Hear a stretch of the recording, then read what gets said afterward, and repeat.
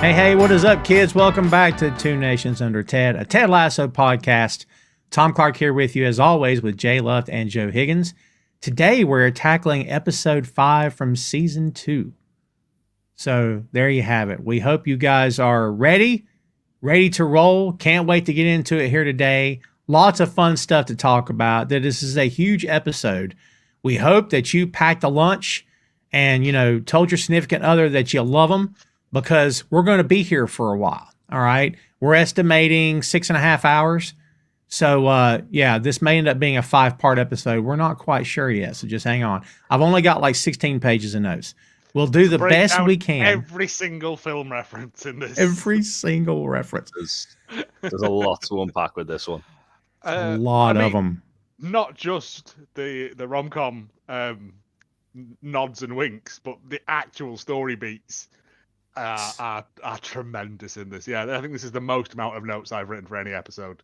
Yeah, it's They're huge. They're huge. There's so much to get into, but I can't wait to get into it.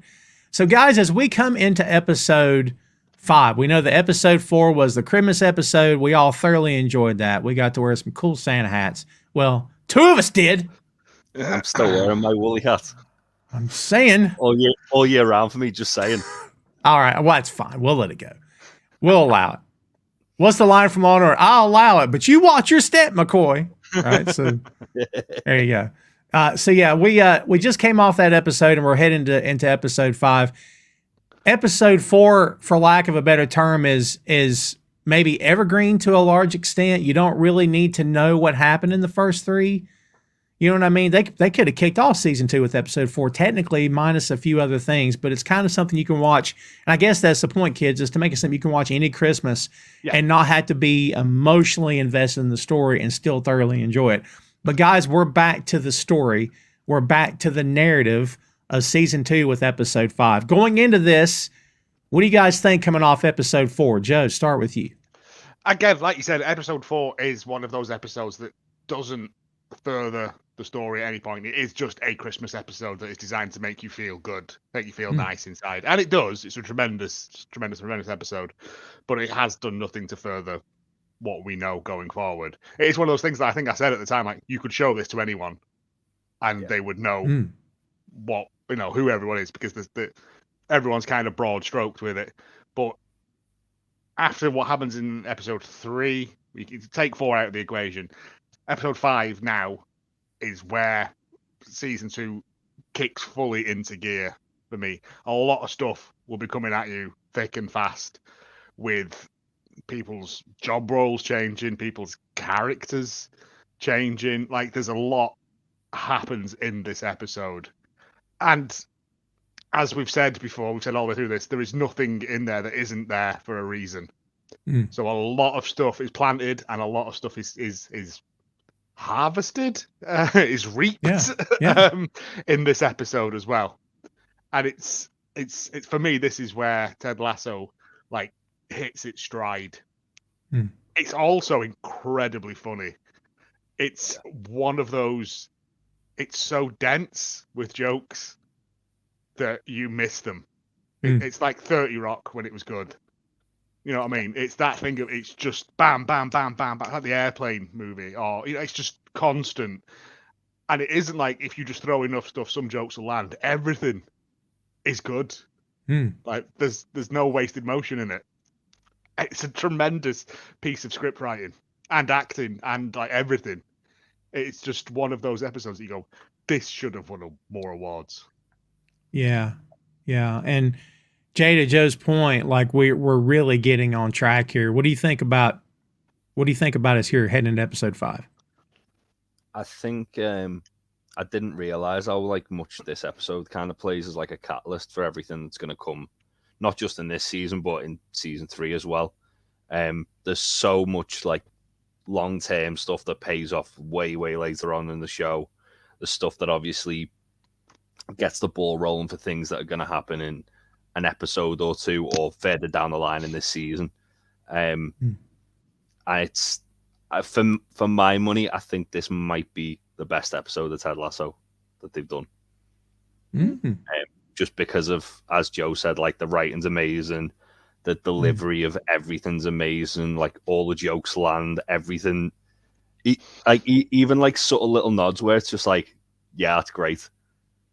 I think all three of us are probably going to have like kind of very like similar but different perspectives on it. And point out things that. I've just remembered the bit where Roy's doing the training bit and they're walking down that alleyway and his phone just lights up, and it's just, again, it's a stupid dumb throwaway joke, but it's just done so really well. It's sickening. Yeah, it's so good. It's just a brilliant episode. Yeah. So, well, man, do we have a lot to live up to? I'll tell you. We just set the stage for how great this is. Let's try not to F it up. So let's dive into it, kids, and let's get cranking on this. We are on to episode 5. This episode is entitled Rainbow.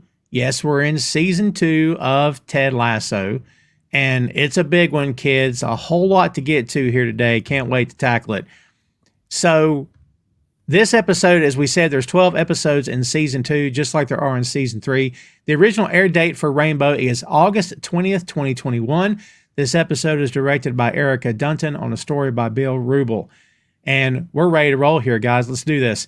When last we left the Ted Lasso gang, we saw Roy and Keeley spending Christmas on a mission to find a dentist to combat Phoebe's halitosis, as Ted and Rebecca worked together to help deliver gifts to children in need, all culminating in a festive dinner and holiday celebration at the Higgens house. Fun episode. We highly recommend the Christmas episode, so you guys should definitely check it out if you haven't done it yet. It's awesome. So we open episode 5 with Swinging on a Rainbow by Frankie Avalon. And let me say real quick, right out the gate, this song sounds like it was just recorded. I mean, there's something to be said for how crisp and clean this sounds. I was almost like, is that Avalon or is that someone that's covered it? That's the original guy, which is effing nuts to me. Yeah, it's a very, very strange song because it feels timeless in that respect. Like you said, I was like, is this the proper version? And then I looked it up and I was like, oh, like, has it been polished up? No, it was just incredibly well recorded. Just incredibly well recorded. And Avalon probably doesn't get enough flowers because the dude was that voice. My God, you know, great stuff. I couldn't kick us off without at least mentioning that. So we see Nate. We open on Nate. Man, have we got lots to talk about. Nate is on his way, right? Nate is on his way to a Taste of Athens restaurant. He tries going through the wrong door, as only Nate would. He then approaches the hostess at the podium. He says, "Good afternoon." And there's a long pause. He's waiting for her, and she doesn't respond. He's very awkward. Dude, let me say right out the gate that the character of Jade, it's one of the, I don't know, these two guys are made for each other because she is as socially awkward as he is.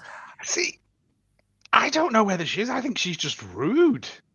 Well, I was thinking that too. Are you right?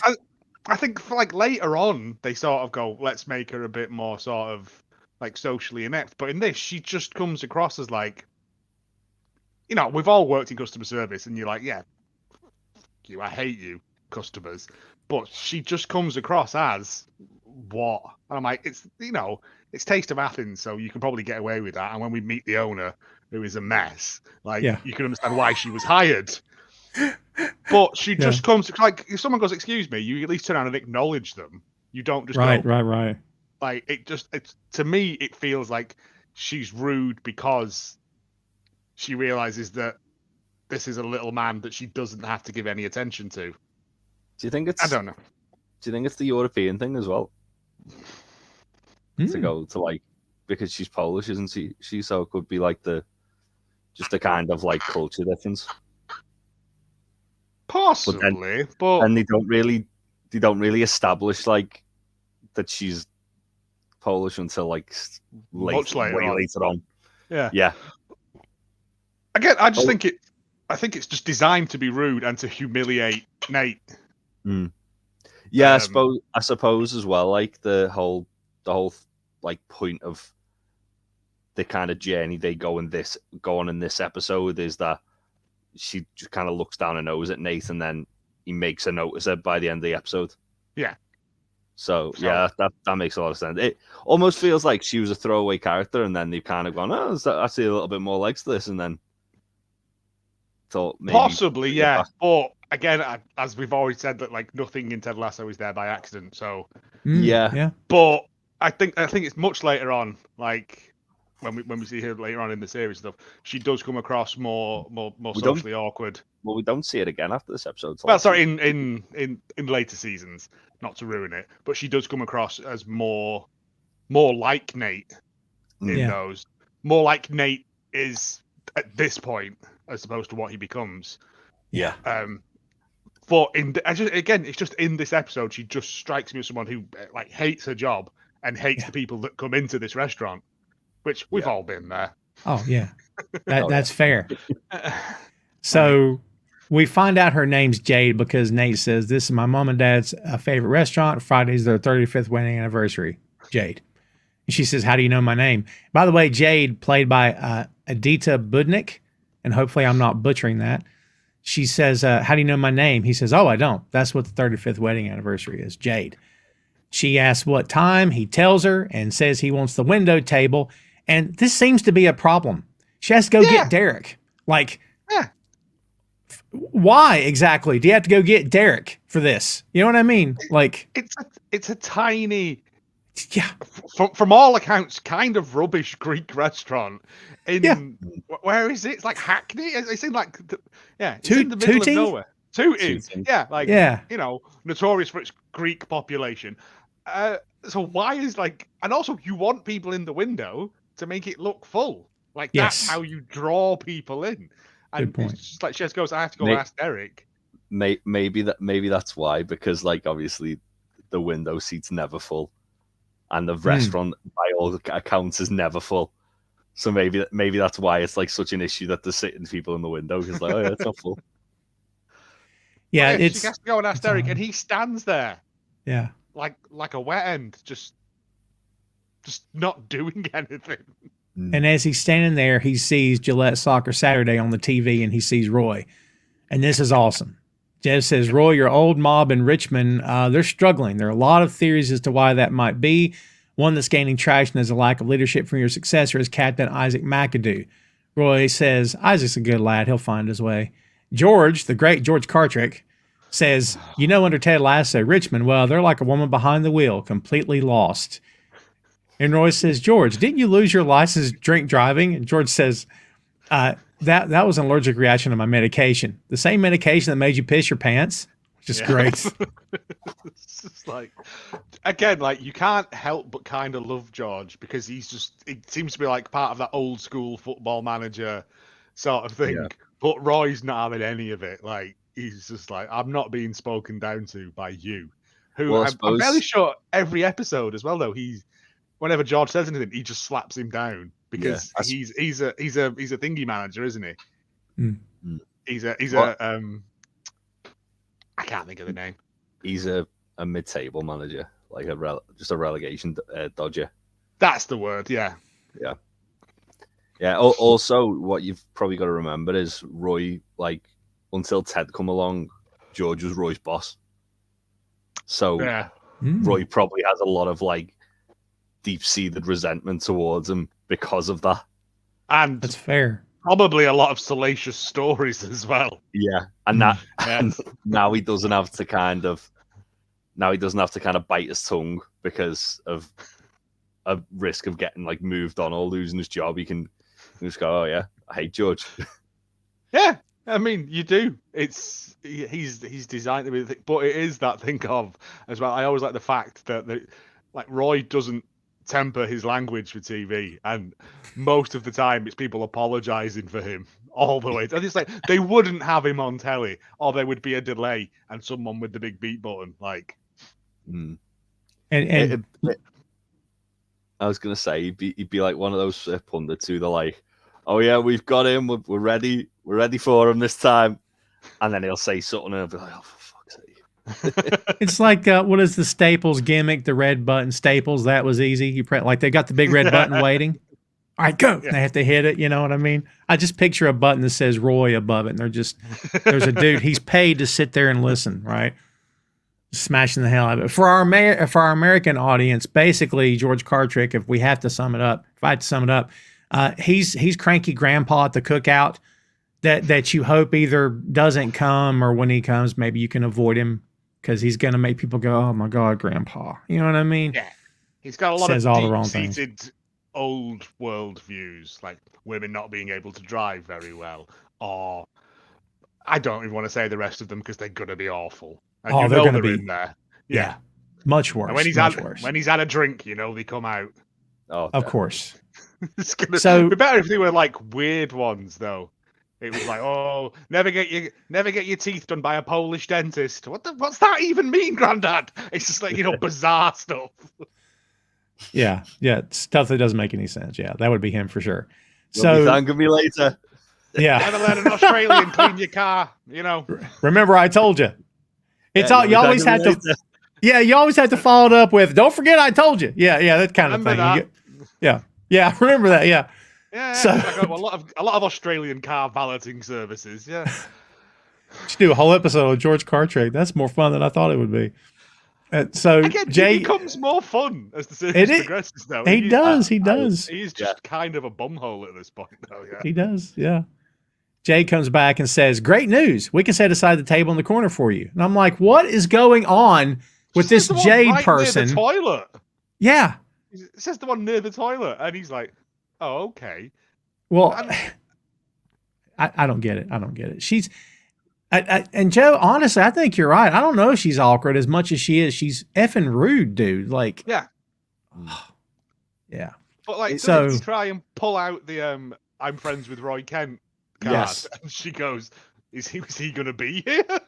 Yeah, but it goes back to like what we find out then, like in the following season about Derek, doesn't it? It's like he very much wants like that window seat to be people he wants to be seen in that window seat. Yeah. Yeah, but is it not better to have bums on seat than nobody in the restaurant? It's there again. Derek is a massive. I mean, he's in the office for a reason right now. Let's put it that way. Yes. Even though it's very early in the morning, he's probably not been to bed. He's probably not slept for weeks. Yeah. Because basically Nathan says, "I know Roy Kent," and Jay goes, "Is he your dad?" And Nathan says, "No." He says, "Please let us know if Mr. Kent ever wants the window table." And I'm like, And then she just starts cleaning something and just stops looking at him. In the bizarrest way I've ever seen anyone clean menus as well. Yeah. Like spraying the air and wafting them through them. I didn't know what she was doing. I had to do a second glance. Yeah. That's the kind of like busy work you do to get rid of a customer. You just don't deal. Oh yeah. It's the equivalent of turning your back and just clanking bottles and stuff when you're on the bar. Oh, again, so we've all done it to get rid of people. I have to go now. Yeah. Something in the cellar, and you do that walk. Yeah, it's like the old comedy trope of what? Oh yeah, I'll be right there, and no one called for you. You know what I mean? Yeah. So we see the team watching game tape. It's another loss. Isaac says, and Isaac is, Kola Bokini he's like this. I mean, he's all. I can't even do the face. It hurts too much, right? He says, Jan Moss, that shit defending. Jan goes, yes, that goal was entirely my fault. I don't want to hear it. We need to get your shit together. Jan he's like, yeah, you're right. I fucked up. You know what I mean? Yeah, but Jan is very literal, isn't he? Yes. Like, in the earlier episode, he was like, no, that was all your fault. Oh, no, he's not rude. He's just Dutch. Yeah. And every time something happens in the group setting, Dr. Sharon, she has to make notes. I'm like, it's become a plot device. Like, it ends up fine. But the first dozen times you see that, and the first, however many times you see her, like, oh my God, stop, it's making me nuts. Like she's, someone says, well, where are you going to go? Go to the store. The store? Well, we'll see. Like everything that happens, let's write this down. You know what I mean? She's supposed to be there. She is like the ghost at the banquet sort of thing. That's fair. Always in the background observing and not chiming in, just getting the lay of the land before, because we know she's good at her job. Like she cured Danny of his dog murder. Like she's right. Accidental dog murder, but dog slaughter. Didn't bring the dog back to life, mate. No, rest in peace, Earl. I'm saying. Yes, Earl didn't die for this. No, that's right. But, like she's good at her job. Yeah, and like it's the fact is that Ted doesn't trust them because obviously Ted doesn't trust them because again, what we find out later on, he has a problem with therapists. But she is just doing her job. They've put her on staff. She's doing her job, but she is always, like you said, she's always just there in the background, just making notes, making like notes. a grass in prison. Yeah. And that's Ted's cue, guys, because when Ted sees this, he tells Beard to stop the tape. He goes to get up, and Nate blows the whistle and doesn't work. And he goes, "No, I gave you an indoor whistle." An indoor whistle. Because Nate's like, "What?" He looks genuinely perplexed by it. I think one thing like I noticed with Isaac with this scene, it's almost like they're making a big deal out of the fact that he's really struggling to like step into Roy's shoes to the point where he's like overcompensating to be like Roy. Yeah. And Roy's shoes are big shoes to fill, but you can't copy someone that you're not. Yeah. So him using like Roy's techniques of, I'm assuming, intimidation and like that was about it. It isn't going to work because he's not Roy. Like we know he's not. We know he's a nice lad. Like they've all done the Christmas. He's like they've got a throne. Like you know what I mean? Oh. It's so he has to find what works for him. But because, like Jay said, because of the overcompensation, he's got into his own head with it, and he's just stuck in a loop of trying too hard to be something that he isn't. And it's true. So Ted takes the stage in front of the guys, and he starts talking about rom-communism. I believe people saying there's something wrong with us, not the way I see it. I believe in communism, rom-communism. And there's so much stuff in here. We could spend 30 minutes just on this conversation. There's so much stuff in here. Bummercatch is like, what is rom-communism? He said, well, it's a worldview that reminds us that romantic comedies with folks like Tom Hanks, Meg Ryan, Julia Roberts, Hugh Grant, who am I missing, Coach? And then everybody starts chiming in. All these football players chiming in with, rom-com references, right? So we get Drew Barrymore, Matthew McConaughey. Jamie hits him with the three Kates, which is a nice little moment. But yeah, it's good stuff. Beckinsale, Hudson, and Winslet. Nathan says, you forgot Blanchett. And Beard says, different spelling. Is really good. Sam says, I enjoy Renee Zellweger and all the Bridget Jones movies. I mean, her accent is pitch perfect and her gift of physical comedy is grossly underrated. And they all do that thing, guys, where they're like, yeah. Right? The Bridget Jones films are terrible, by the way. But the only good thing about the Bridget Jones films is the fight scenes. To be fair, when he gets thrown through that window, he always makes me chuckle. Yeah. Hey, look, I'm in the States, and when I heard her do that accent, I thought that's not good. Am I crazy? No. They're not even good books. To be fair, like they're just like of our time, like the Da Vinci Code or that 50 Shades of Grey thing. They're just everyone read them because they were there, and But the fact that. See, I was thinking, do you reckon this is away game movie nights? They put on You've Got Mail. Because we've already made them watch The Iron Giant. Like, you know what I mean? True. So, yeah. Yeah, so I was just a theory that... You can't watch something that's going to play on the mind. And what better... Like, they're not going to watch Saw, are they? No, but what better than a rom-com? Because literally, once you've seen one, you've seen them all. Yeah. It's true. You see? True. And you would know, Joe, shameless plug for the Hallmark of Greatness podcast. I'm just saying. Yeah, that's it. It's once you've seen one, you know all the plots to them. Mm-hmm. It's just various combinations of men and women. That's all it is. And different jobs. Yeah. Ted says, and listen, they hit every reference in here, and I was going to say expose. We all know the story behind rom-coms. Like you said, if you've seen one, you've seen them all.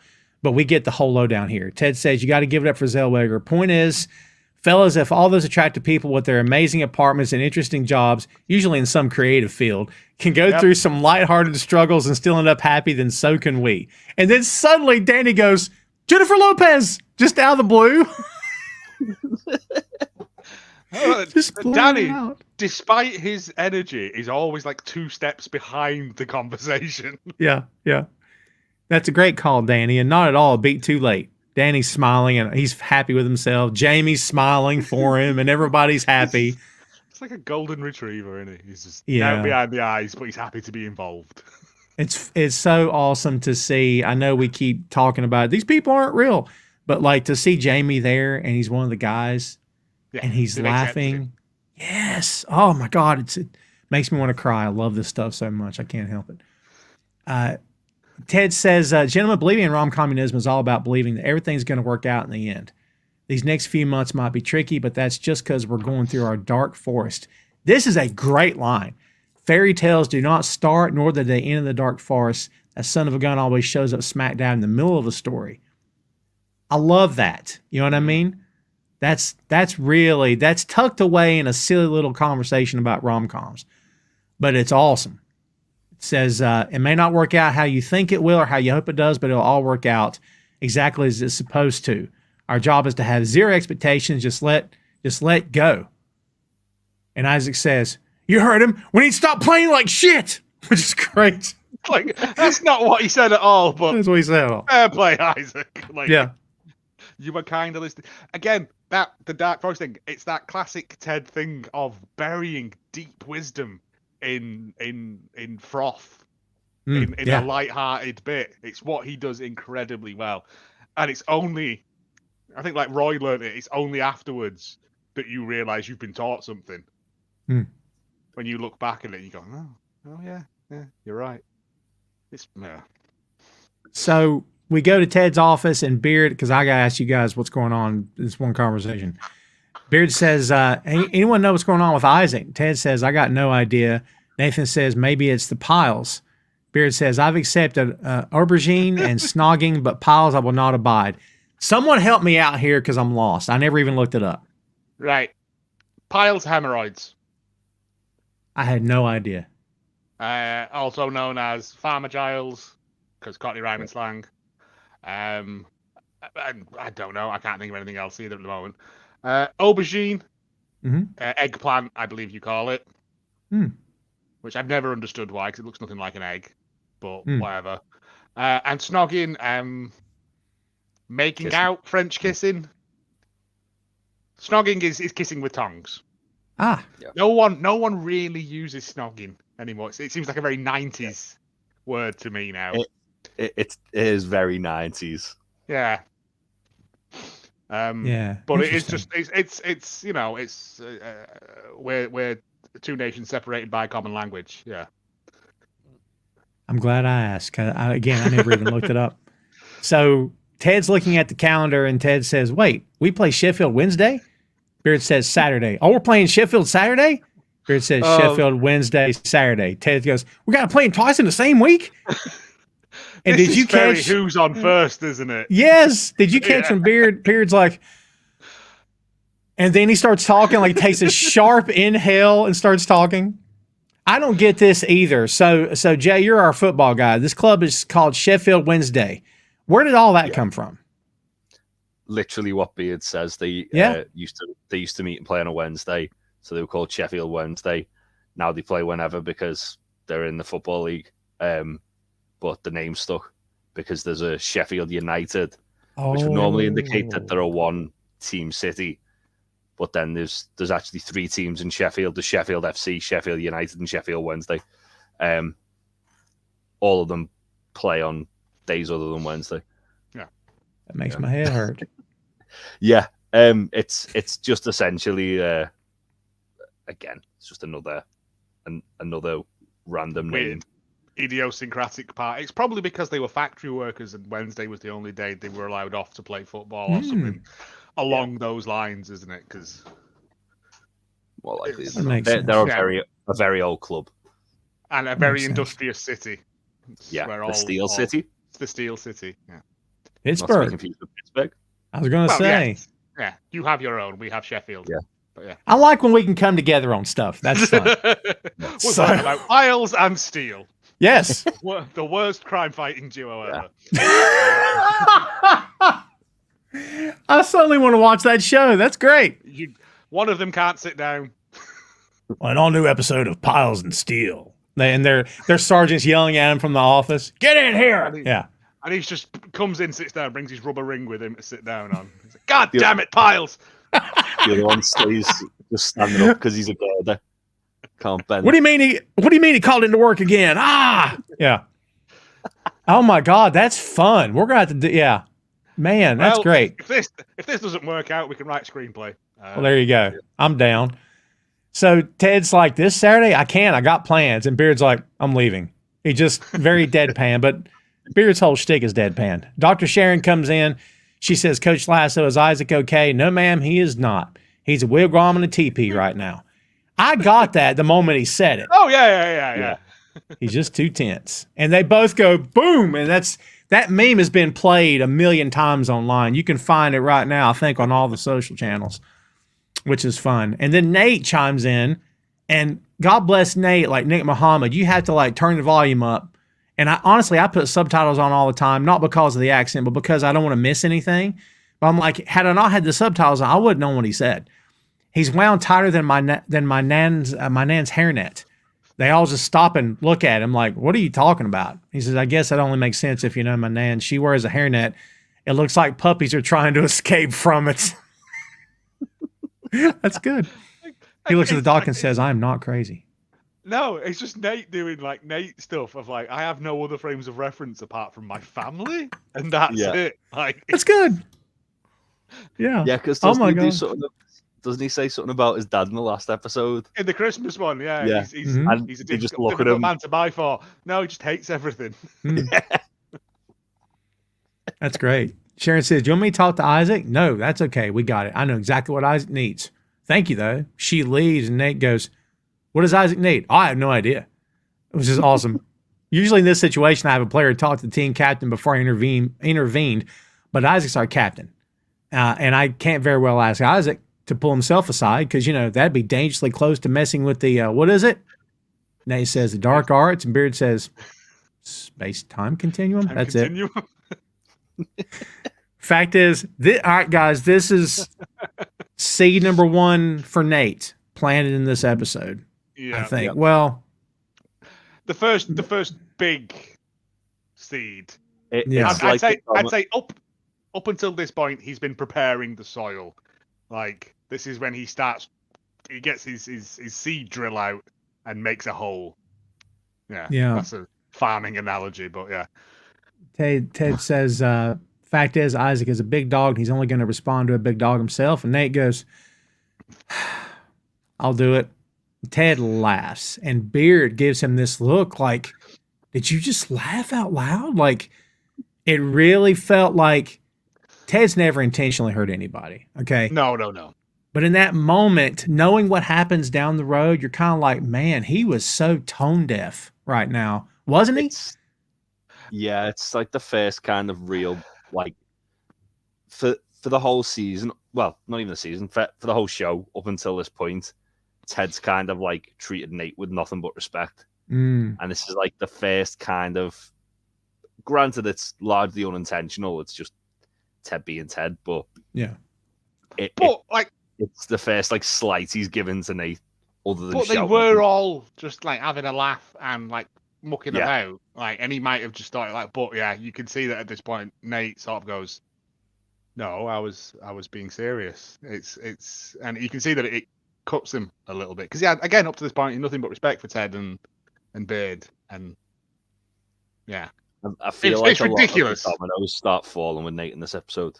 Yeah, it's a ridiculous thing for Nate to talk to anyone. Like, yeah, you saw how much he wet his pants when he had to do the thing in the changing room at the end of season 1. Like, yeah, and once he got into it and they were laughing, he was fine with it. But up until then, like, waiting for the ground to open and swallow him. Yeah. And McAdoo's furious. Like, I wouldn't want to go in there and have a chat with him. No. He's already thrown Hasn't he already thrown a chair at the TV in one of the meetings before? Yeah, he has. Yeah. You see what I'm like? He's unpredictable. He is unpredictable, and it's, they have a bit here where they're kind of, Nate's like, he's very awkward again. He leaves the room, and Ted's like, we're gonna have to call in the real big dog, and he thanks Nate and everything. And Beard calls after him and says, "I'm okay with Fanny." And Nate looks up like to acknowledge him, but Nate's not playing anymore. I mean, this is, ooh. Like, and Ted does apologize. He's like, "Oh no!" Like he realizes what he's done and tries to make amends for it. But the first cut's the deepest, isn't it, or whatever the phrase is. Like, and you can see, like, especially like when he yells Fanny, Nate sort of acknowledges it, but yeah, there's no bants there anymore. I think as well, obviously, like them mentioning like the real big dog, obviously meaning Roy. Like Nate's probably anxious that they're going to replace him with Roy, as opposed to adding Roy to the coaching staff. Yeah, to be fair, because since Nate's been on the management, the coaching staff, they've drawn and lost most of their matches, haven't they? Yeah. So it ain't a great track record. That's fair. Yeah. So we go from this scene, and man, there's a lot more to come. Just hold on for that. So we go from this scene to Keeley. She's in the hall looking at espresso machines, and here's Rebecca giggle around the corner. She asks, she said, "Did you giggle?" Rebecca's acting all coy. Yeah, she's responding with, "I don't know, did I?" And Keeley says, "And now you're doubling down to shy Rebecca, who is a fictional character. She does not actually exist, so something's up." So we had to mention here, the rom-com references are aplenty. They abound. Yeah. They abide. I'm telling you. You got mail. All right. Rebecca goes by Boss Girl while her anonymous love on the phone, we know who it is, but we can't tell you yet, uses the username LDN152 on the show's dating app Banter. Tom Hanks' Joe Fox uses the name NY152 to chat anonymously with Meg Ryan's Shop Girl. So here we've got a reference here. So there you go. So Keeley to the players, she says, "Hey boys, come get your free Nespresso machines because I'm amazing at my job." Rebecca says, "People who are amazing at their job don't have to point it out." She's actually, that's not how it works anymore. It's all about promoting your brand. That will come back later. So this is awesome. She tells the guys not to forget to post, make yourselves an Americano. And Colin says, "I'll put something on my Insta right away." She says, "Do you think you can make this one post not about Welsh independence?" And he goes, "Yes." All right. It's just like fleshing out these background characters a little bit. Like, all right, so he's really into Welsh independence, and what was it? His hometown paper think he's a worm or whatever it was that Jamie called him in that interview. Like, that's right. It's just these little bits that flesh it out. Is it Zorro who comes past and he's like, "Can I take the money instead?" Like, there is no money. Can I trade this for cash? Yeah. That's great. Someone like, give it. So ex-Premiership footballer. Like, why I know, do you need 70 quid for whatever an espresso machine is? That's what I was going to say. Somebody tell me why this guy would need. Yeah. Give me a 20-second Welsh,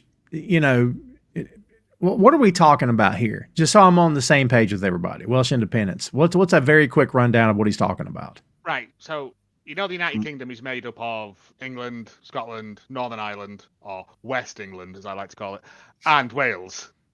Gotcha. Yeah. And a lot of these countries don't want to be part of the United Kingdom anymore because the English Prime Minister have only the English vested interests at heart and nothing to do with this, that, and the other. And so the English granted them the right to rule. So the Scottish have their own parliament, the Welsh have their own parliament. I don't know about Northern Ireland. I think they do, don't they? But they want to be recognised as an independent country. The Welsh independents want to be recognised as their own country and not part of the United Kingdom. Because they're not even represented on the flag. That's the worst bit. And they've got the best one because it's got a dragon on it. Yeah, that's true. God, that's the flag to have. Are you kidding? That's Dragons are awesome. You'd want, isn't it? Yeah. Ooh, my God. Get out of here. Dragon on it. On a motorbike with an axe. Like, that's what you want, isn't it? Couldn't even smoking a cigar. Yeah. flipping off the other flags as it drives by over a load of school buses like Evel Knievel. Yeah, yes, with the cape. Oh my God, on a motorcycle. If we ever form our own country, this is the. And we know the first show on our network is going to be Piles and the Steel. Yes. Jay, what did you have? I'm sorry. No, I was just going to say we should put a dragon on the Union Jack. We should. I'm sold on that. Well, it's got red on there. Yeah, but so? Yeah, but the red's for St. George's Cross and the Northern Ireland flag. I know that, you know that, but that's how they fob off the Welsh, isn't it? I can understand why they want independence. You could have the dragon coming out of it like the ghost in the Ghostbusters logo. Ooh. You know what I mean? And it's the world's first 3D flag. You've got to put them red and blue glasses on. Like, yes. See? God. It could just be a big dragon with like a Union Jack tattooed on its wing or something. Yeah, and then Mam and Dad and a cross on the other one. Wearing a Wrexham shirt because that's one of the big things to come out of Wales nowadays. Man, this is the most productive brainstorm session we've ever had here on the show. This is awesome. No.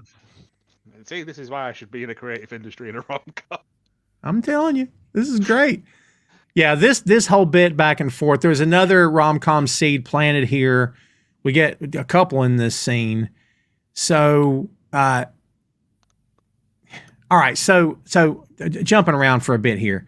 This reference that she says, the guy she's been talking to, Rilke, I think is the reference that was dropped on this conversation. This is a subtle, deep cut reference made throughout the episode. Rilke was a mentor to and had a great impact on the works of W.H. Auden. Auden's poem, Funeral Blues, Stop All the Clocks, is read during the funeral scene of this Curtis film from 1994. It is definitely an indirect, an indirect nod, but we think it's unlikely to simply be a coincidence. The quote is, "Our deepest fears are like dragons." What the dragon? There you go. Like dragons guarding our deepest treasures. Yes. She goes, "Oh, that is so hot. Maybe you're writing letters to a hung poet." And Rebecca says, "Is that a joke from Sex and the City?" "No, but thank you." That Keeley's bit where she goes, "No, but thank you." She does. She's done that a few times. It's awesome. Yeah. Keeley has all these little gems that nobody gives her credit for because they just see her as you know, like a page 3 bit of fluff. She's incredibly insightful and incredibly funny as well. Yeah. As we find again, I think one of my favorite Keeley lines is in this episode coming up because she's she's almost in love with Rebecca. Yeah. Because it's who she aspires to be. It's true. Like that level of powerful and not having to compromise on anything because you're just who you are. And that's why the end of season 1 hurts a lot with betrayal and all that. But we're all back on even keels now. But Keeley is low key the best character in Ted Lasso. Yeah, dude, she's awesome. And we get this bit with Danny who comes out. And Keeley says, "Danny, enjoy your free coffee." "Oh, I don't drink coffee. My mother says I was born caffeinated." He says, and he asks her, "Is it okay if I give it to my neighbor? She also doesn't drink coffee, but her son does, and she's trying to encourage more visits from him." I'm like, why'd you feel the need to? She doesn't care. Why would she care? Because he's polite, though, isn't he? He's like, I know this is for me, but I don't want it. Can I give it to someone else? And then he's trying to help out his next door neighbor's son to come and. It's like an incredibly sweet, again, golden retriever maneuver. Yeah. And when Nate comes out and he goes, "Oh, free coffee makers," and she says they're actually just for the players. And again, Nate gets awkward and says, "Good, I hate free coffee anyway. Always tastes so." And then he just wanders off. Like, yeah. This is like this kind of like as well because it's like come more or less straight after, like Ted laughing at him. It's like another like sort of snub for Nate where. It's going to start playing into the kind of getting a bit more resentful towards people. Oh, we've been dancing around what's coming, but when we finally get there, we can stop dancing around it and actually start talking about it. The end of this episode is, I think, when that switch gets flipped. Yeah. 100%. Totally agree. I have issues with that end sequence. But you like to get into the logistics of the thing. You keep us grounded. You know what I mean? You're like, wait a minute, that crap would never happen. So no. It's just that's like that you see, that's when Nate stops being lovable, goofy, like shy Nate and becomes something else. But I also feel as well that like a lot of Nate's problems are in his own head. Like Ted laughing at him like must hurt, but also like you weren't going to do anything, Nate. You weren't going to go and speak to him, were you? Like, and if he did, like honestly, how well is that going to go for him? No, he'd end up probably just upside down in a bin. Yeah. At best, he'd be told to piss off. At worst, they'd be getting him off the goalpost by his underpants later on. Like, it's... Here's a rewind. When they played the Liverpool game, Ted encouraged him and gave him the platform, and it worked. But instead of encouraging him this time, he laughed. So if you're Nate, right? Oh my God, that ties back, right? Yeah, I get it. Ooh. Didn't even think of that. Yeah, that's good. So the next tune we hear, and I love that the music is always on point in the show. To Love What I Want and Want What I Love, Take 3 by Mabel John. Plays when Rebecca's in her office on Banter, and she's doing the thing. She's always in her phone, you know. And then suddenly Higgins is just there. Like he teleported into the room. You know what I mean? He's just there. Hello. So awesome. Oh my God. He says, we have an inquiry from AFC Wrexham. Just got a call from the new owners, Showbiz Magnates, Rob McElhaney and Ryan Reynolds. I can't tell if them buying the club is a joke or not, so I haven't replied to them yet. And we don't know. Do we ever get told what they're asking about? Nope. No. So the timing of this, when the episode released, would have been when they were still very much in the speculative stage of buying the club. Like they had to essentially prove to the board of directors that why they'd be a good reason to buy the club. And it was around that time that this episode came out. So that's why I tell a lie. It would, when it was filmed, it was around that time. When it released, it would have been just as they'd got the club. So it would have been in like that kind of time period where it was still like, oh yeah, is this just a publicity stunt? Because when it got announced, like, I think that's one thing with Welcome to Wrexham. And I know we were talking about it before, Tom. That doesn't do justice how much the UK media shit on Ryan Reynolds and Rob McElhaney trying to buy Wrexham. Like when it first got announced, they were like, "Well, this is a joke, isn't it?" And that's why it's been portrayed like this. Because it initially the UK media were all like, "Oh yeah, it's ridiculous," and now it's like, "Oh, the Hollywood owners, they still kind of like parody it a little bit." When in reality, it's like from watching that show, obviously, you know, that the heart's actually in the right place. They want to just like make this club like into something great, and build it from the ground up. But obviously, when this came out, it was still very much in the is this a good thing for the club or a bad thing for the club idea, which is why Higgins has said, I've not got back to them. I don't know if they're serious or not. That's fun. I love that they included that reference. That made me happy. And I'd forgotten, honestly, because I've forgotten a lot of this show in terms of conversation.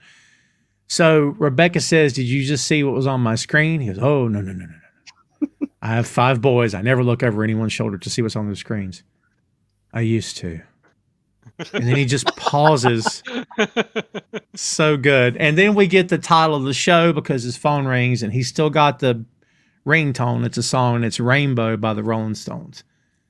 And it tells the story of, when they first met, he's playing the air upright bass and turns the beer on himself. And she's the only one in the pub that didn't laugh and gave him a dirty bar towel to clean up with. They've been together ever since. So that's their song.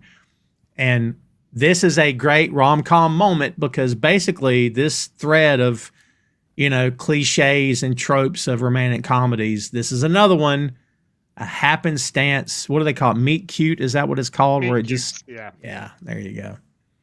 So we're embracing our inner rom-com fans here today, kids. So yeah, it's one of those things, and that'll play back again as well. Rebecca sends a message, and because whoever she's speaking to had asked what she's on the app for, and what was she said, basically to find love or to fall in love with somebody, I think. Something along those lines, yeah. Something along those lines, yeah. So she's being honest. Keeley's in her office drinking a smoothie. Nate's doing Nate stuff. He's just, wandering around and that thing that like a child would do of walking past the door and sighing. And she's like, Nate, can I help you with something? And he's like, no. Yes, actually. Yeah, and it's like, again, like, you're a grown man. It's like, I know it's his character, but it's like, take ownership of who you are. Like, it's weird. It's always one of those bits, like, this bit, I was like, he is still a child. He is still. He is. Like, his father has made him this way. Yeah. But emotionally. Yeah. But he's like, no, actually, I want you to make me famous. And Keeley goes, no, you don't want that. He's like, I don't. Is. No, well, she's been through it all, hasn't she? She's, all the paparazzi and all that stuff. She explains to him, and he's like, yeah, but like the groupies, he's obsessed with that idea. And another little bit of wisdom here dropped into a silly conversation. You are who you are because of who you are. Because of who you are. Your intelligence, your talent, you don't want to go around messing with fame, which is awesome. He says, but being famous must have its perks. Famous people, she says, famous people get sent so much free shit. And which is awesome. He tells her he knows what he wants, a window table at a restaurant. She's like, because that just comes out of the blue. That plus maybe some of those groupies. I'm sorry, that's degrading. I shouldn't have said that. And this is where she takes him to Rebecca, because if you take someone to Rebecca, because Rebecca's at the point in her life where she can actually begin to help people now versus scorched earth. Yeah. Mm-hmm. And back to the point of the time jump earlier in this episode. She's also right. You know what I'm going to say? She's also had time to get even better. More time has passed to deal, to grieve, to come to terms with what happened to her, what was done to her, right? Yep. So, like, now she's an even better person than she was at the end of season 1. So, yeah. Something to think about. So, Keeley takes her in or takes him in, excuse me, and says Nathan needs a table at a restaurant. And I'm not going to begin to try to pronounce these restaurants. And Rebecca's pumped up. Right. She basically lists off like a load of Michelin-starred restaurants. Yeah. And Nate goes, no, it's a taste of Athens and Tooting. And she goes, well, I'll just buy the restaurant. Because she looks at Keeley and said, not to Nate. No. She said, did he just say Tooting? What is Tooting? I didn't look this up. It's just a borough of London. Yeah. What's the name from? Do we know? Tooting Back. I believe, which I think I honestly don't know. I mean, I could do a quick. I really didn't know. I assumed it was something like that.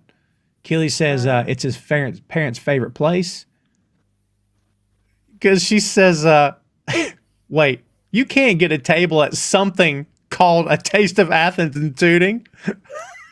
It's something. It's like the most like generic named Greek restaurant like he could have made. Sure. Yeah.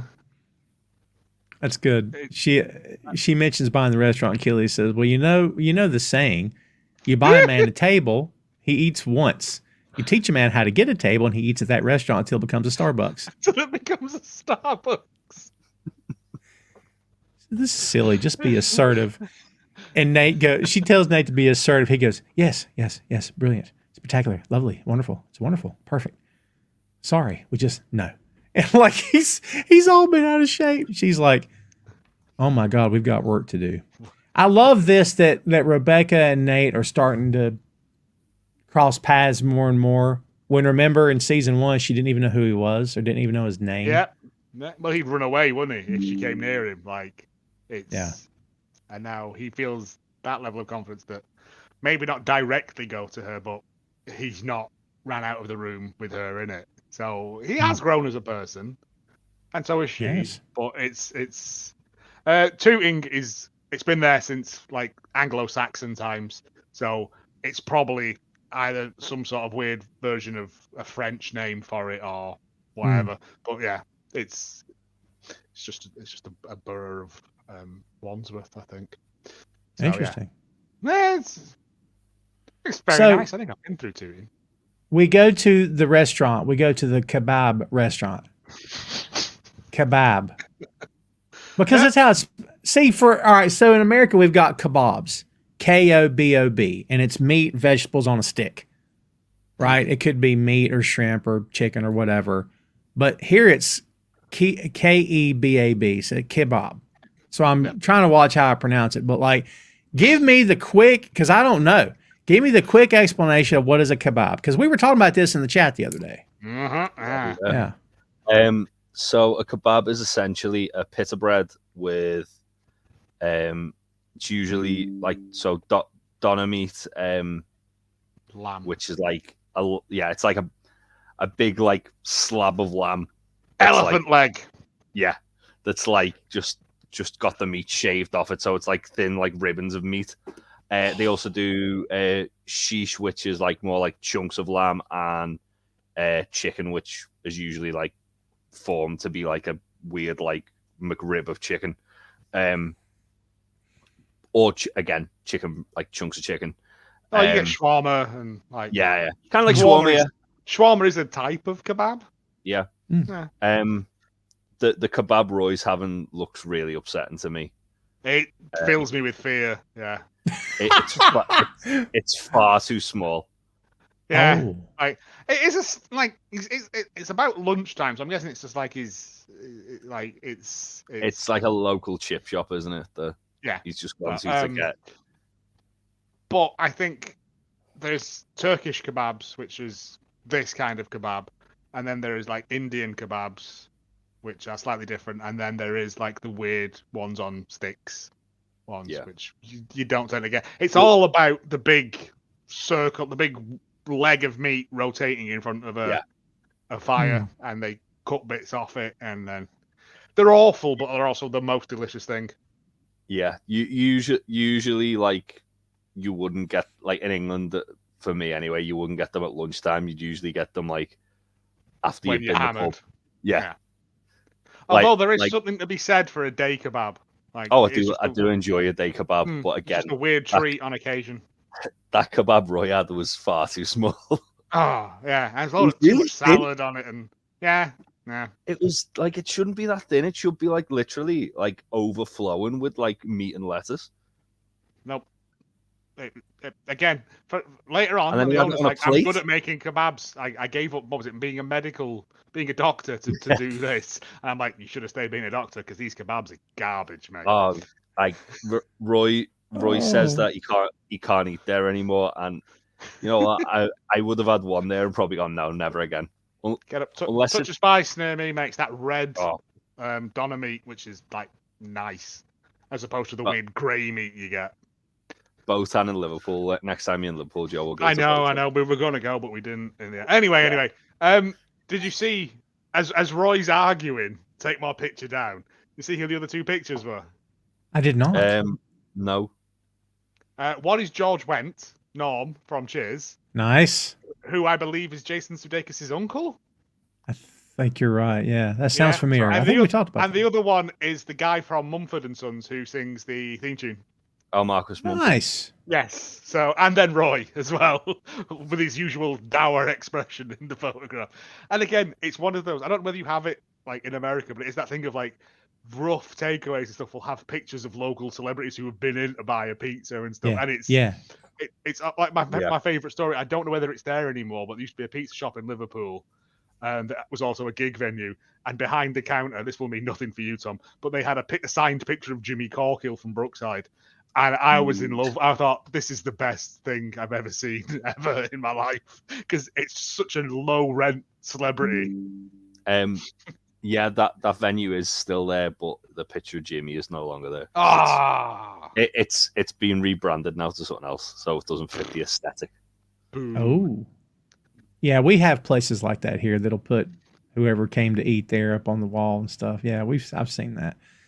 So what's funny is that, again, like the Higgens bit, when Roy turns around, Ted's just right there. And he says, no way, fancy running into you here after asking Keeley where you were and scooting my boot right over, that is. And Roy says, she told me to expect a mustachioed surprise that would anger me. I thought it was going to be Wario or my great Aunt Natalie. That Wario line is fucking great, man. Yeah. Oh, my God. Yeah. Oh. Again, the fact that Roy's eating the kebab off a plate is just deeply upsetting. It is a weird thing. I've never, unless you're reheating it the next morning. Why would you ever put a kebab on it? Let's just make him washing up. Yeah. No. Normally it comes like a kebab will come in like a paper wrap, and then it'll have like a polystyrene tub or something that's in. Right round it. Yeah, just to catch whatever's fallen out the kebab, because there'll be stuff falling off the kebab. The nice ones from us are wrapped in tinfoil, then in paper, so you can like unwrap them like a burrito and eat them that way. Ooh, that is fancy. Yeah, I get so incredibly hungry doing this show. I'm not kidding. I haven't ate lunch and I'm like, oh, it's killing me. It's killing me, man. So they have a nice little conversation. Roy tells him that this place is like my church, and he wants Roy to join the. What do you think about joining the coach staff? Fuck off. Who knew transubstantiation could come with a pitter? Yeah. He said, that's a solid negotiation tactic right there. I don't want to coach. I like what I'm doing, and I'm good at it. People tweet about me with GIFs and everything. And Ted says, I know some folks pronounce it GIFs, but I hear you. By the way, it is GIF, according to the man that created the thing. Yeah, so it is, but GIF he's for wrong. me is squirty lemon juice. But he's wrong. Yeah. Yeah. So we bathroom cleaner. That's Sif. right. Same thing, mate. I'm not coming to your house pancake day then. No, they changed the name, didn't they? From GIF to Sif. Is it? Yeah. Oh, I don't buy I buy the supermarket own. It's lemon juice. Like I don't need. Yeah, I mean, I buy lemon juice, but I just remember when they changed the name because that's what they call it in Europe. What is happening? We have moments of one or the three of us going, wait a minute, what is, yeah. What? That's Yeah, I must have been asleep that day. Yeah. Right. Okay. Well, moving on. He gives him the kebab and he asks Ted, he says, how is it? And Ted says, to quote Drizzy, that's Drake, kids, in case you didn't know, it's the best I ever had. Yeah, he says, it's the best I ever had. And that guy's very happy with himself because according to him, this is what I want to do. It's what I'm good at this, So Ted says, all kibbles and... I've just had a moment. I've just had a moment with the kebab guy. Yeah. He was training to be a doctor, but then took a low-paying job doing something that he loved. It's a rom-com trope. Yeah. Well done. Wow. Yeah, you're right. Oh, Wario then. Sorry. No, you're right. On me now. Yeah. I totally missed that. You're 100% right. Because he does. Yeah. He's like half does it to Ted and half does it to the camera as well. Like as he's explaining his life story, and it's only just dawned on me now that it's the classic moving back to the small town and opening the way it's a pencil sharpener store or whatever. The way it's shot, it's like he's telling the audience as much as he's telling Roy and Ted. Yeah. Well, there we go. Good point. Good catch. Ted says, all kibbles and bits aside, I'm really just here to ask you for a favor for an old friend, Isaac McAdoo. I don't think we've ever heard Isaac's last name till now, like said out loud, which I like the name McAdoo. It's funny. I don't know why I feel that way, but it's funny. Roy says, he's all up in his head, isn't he? Yes, and I need him to check out of there by Saturday. Got any ideas? And then Roy says, let me finish my kebab and pray on it. I'm sure that's a rom-com line at some point, but if it is, probably. I don't know where it came from. So Ted kneels and does the sign of the cross, and he leaves money on the table, says, for the collection plate. And Roy says, well, this place is ruined now. This place is ruined. Right. It's So- how defeated he is when he says it as well. Like, he never wants to be overly dramatic, Roy, is he? But yeah. Yeah. So the bit next with Nate in Rebecca's office where he's getting a makeover. Hello, rom-com reference. We got to give the girl a makeover because she's going to the ball. We got to make her look pretty, right? That's basically what we're doing here. And, you know, working on her etiquette and her attitude, and how she carries herself and how she speaks, right? Take your glasses off and let your hair down. That's what normally works. That's it. And every guy in the room who saw her yesterday goes, whoa, right? Right. They're stunned. A woman could put her hair down and suddenly she's not ugly, which is effing weird, but okay. Oh, is that why when Nate stands up to Jade later, she's nicer to him? Because she's seen a different side of Nate. Different side He's of more Nate. confident. Oh, it's like she's all that, but worse somehow. How can you beat? Yeah. Well, we won't have to go there, but yeah. So, Keeley, they're doing they're like a role playing thing. Keeley says, "Hello, sir. Can I help you?"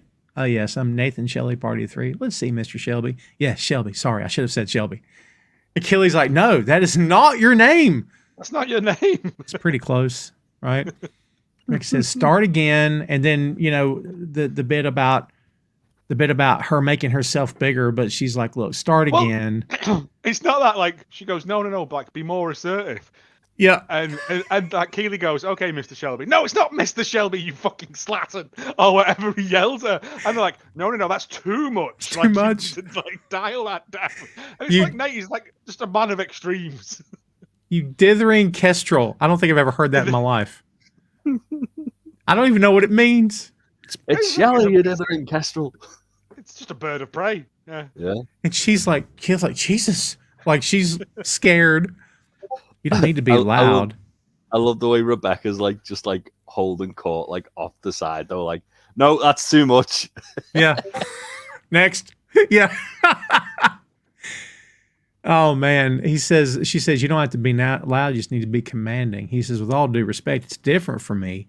You command every room you walk into." And she says, "Hardly. You ever been into a room full of football club chairmen?" And they felt the need to have him go, "No." And I'm like, I don't know why that stuck with me, but I'm like, they could have just had her keep talking, but they cut back to him so he could say no. It's because she's asked him a question, and Nate is nothing if not literal. But is that also seed planting for him rising in the ranks later? Possibly, yeah. Possibly. You know what I mean?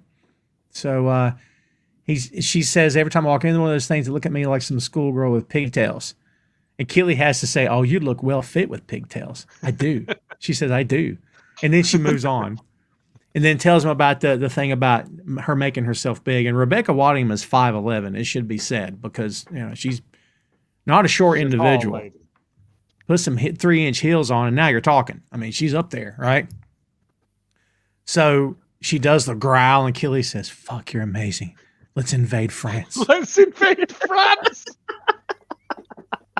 And that's literally one of my favourite Keeley lines, because it's just such a non sequitur. It just comes out of nowhere, and it's like, yeah, let's invade France. I'm on board.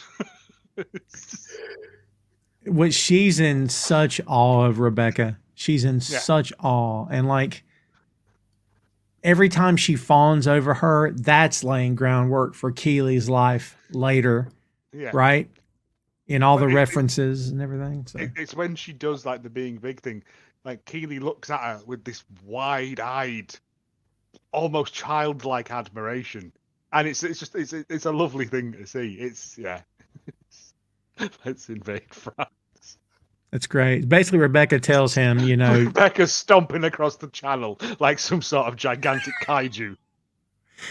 Oh my God, that's great. Bullets are bouncing off of her. Yeah, it's important. It's important. She basically just tells him, "You don't have to do this, but just find the thing that works for you." And he does, and it's effing weird, but we'll get there. Isaac and Ted are out together outside, and Isaac says, "What are we going to do with Roy?" And Ted says, "Same thing you do when you cross an elephant with a rhinoceros." Hell if I know. Which is a joke for a 9-year-old, but it still works. Yeah, it's a good joke. Yeah. Roy told me to bring you to this address ready to play. I didn't press him for details. You know how he gets. And Isaac says, "Fucking crabby, ain't he?" He says, "Heck yeah. Ain't no side eye like a Roy can't side eye." And Isaac says he's like 24/7 hangry.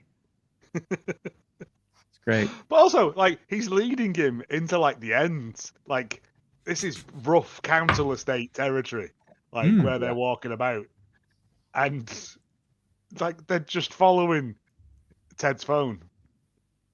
And it's like, why are we here? He just told us to meet us here. And then Roy's phone dings, and he just gets uplit shot of him in the dark, and he's like, hello. And they both do the jump scare. Oh my God, it's awesome. I love that. Isaac says, what are we doing here? Roy just turns and walks off. And they're like, they follow him, you know. They go to they come to an indoor pitch right near this, I guess, condos maybe, or apartment complex, I guess, whatever you want to call it. Block of flats. Says, block of flats, yeah.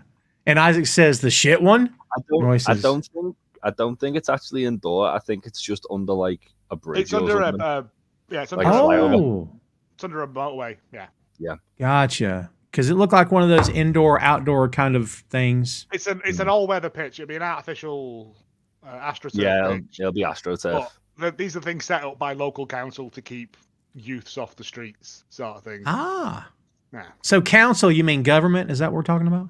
Local government. Yeah. It's very boring. Smaller scale. Smaller scale, yeah. But look up at that flat over there. What, you mean the shit one? Yeah. I grew up in that one. And they both kind of go, it's very nice. It's kind of...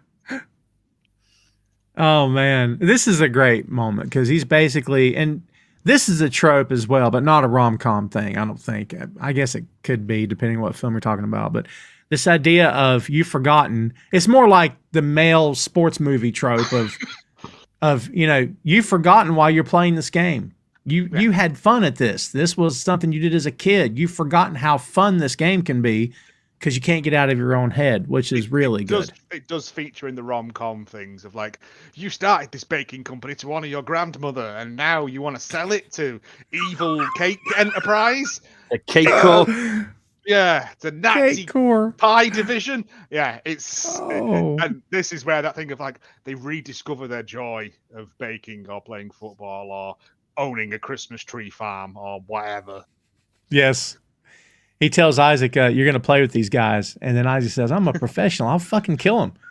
And we see one of the guys. I don't know what the term is here. I was going to call it ball handling. Is that what we call that? What he's doing with his feet? Is there a term here? Oh shit! What's it called? I wouldn't call it ball handling. Yeah, because to me that's the only thing I could come up with. Tackers. That's what they call it. Tackers. Interesting. Yeah, it's essentially just like trick shots and like flair and skilled moves and stuff like that. But it's great. It's usually like something that's done like in like competitions or street games like this. Like if you did it in a professional game, some players do. They usually end up getting a really nasty looking tackle on them about 2 minutes later. Oh, because it's showboating. Yeah, showboating. That's the word I was looking for. But gotcha. Showboating tackers, all that stuff. So essentially, a lot of the people who like you see on like doing like moves like that, they wouldn't be professionals at like football. They'd just be professionals at that. But they'll have probably learned it from playing like on a pitch like this, where they can just mess around with their mates and see what they can do. Yeah, it's like playground attraction, but not professional guys. Yeah. Well, it's I don't know. There's a lot of money in it now. Aren't the rules of like five-a-side different from like proper football as well? So like you can't shoot from like inside that semicircle, and like nothing overhead height and all these other weird stuff. So you've got to do these little tricks and stuff to get by people and stuff like that. So that's where that thing comes from. I think is my understanding of it. My limited sports knowledge. We had a thing here. I was going to say, essentially, the reason Roy's getting Isaac to play here is because it's a lot more kind of bringing it back to basics. Yeah. There's no like real pressure on him to be the captain of Richmond in this game. He's just there to have fun playing football. Makes sense. Yeah. We've got a thing here in the States. that was called the And One Tour. And basically this tour traveled throughout the country, and it was guys doing crazy trick passes, and it was all basketball, right? But it's trick shots, and the passes are insane. The dunks are crazy. I mean, it's technically anything you could do in the NBA, but it's much more about the show than it is about the game itself. But yeah, there was actually some And One players that actually migrated to the NBA and got picked up by the professional league. So it could happen. But yeah, I mean, you have to know how to play. So if the NBA didn't pick him up, the Harlem Globetrotters surely would have. Yeah, and we've had that too over here where there have been crossover stars that have went from the Globetrotters back and forth. So yeah, interesting stuff. So Ted says, what about me? What do I get to do? Roy says, nothing. He says, oh, come on. Can I keep score? He says, fine. All right, I'm going to use my fingers. It's 0-0. 0-0. It's 0-0. I'm going to use my fingers. It's just like, right. Oh, he's so just, oh. He's a kid in the best possible way. You know what I mean? And I think he does it deliberately to wind Roy up as well, though. Like, it's that thing. Like, he knows it's 0-0, but it's 0-0 just to get Roy talking to him. That's fair. That's fair. Yeah. Well, it catches Roy off guard, doesn't it, when he does stuff like that? Like, it kind of like ingratiates him to Roy a bit. Yeah. Because Roy, like, he acts like he hates it, but you can tell he secretly like loves it. He's playing along now. He didn't used to play along before, right? If you went from Roy, like episode 3 of season 1, Roy would not be here helping out McAdoo. No, like it just wouldn't have happened. But we've seen him grow and develop, and literally, like McAdoo runs out and gets absolutely mullered by a tackle. And he's furious. He's like, they're gonna break my leg, and he's like, get up, stop crying. It's a really weird thing, but this is how Roy learned. This is what he did. Which, wait, I thought Roy went to Newcastle, didn't he? He went to Sunderland when he was 9. So this must be where he would have been playing as a kid there. There, right. I was just thinking of the timeline, but yeah, it makes sense. I'm glad you brought that up because I never went back to look it up myself. But when he tells the story of, I'm like, is that right? Because he told the story in when what is in the Two Aces episode, right? When they were burning the stuff in the barrel, like he told that story, you know? Yeah, it makes sense. The timeline lines up. I was just, But to be fair as well, like obviously he went back to Chelsea, which means he would have been back in that neck of the woods. You'd imagine Roy's probably just like, because he's like, he says, doesn't he? You're no one here. You're literally just another person playing football.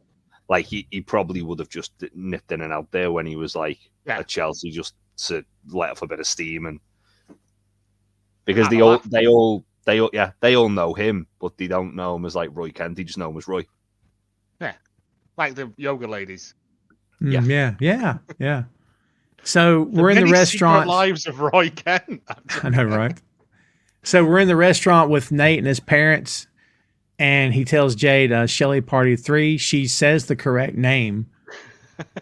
Like, no, my name is. Oh, yes, that's correct. So he's wound up, ready to go. He's already spoiling for a rumble. Yeah. And she's like, no. He's awkward in front of his dad. His dad is a prick already, we can see.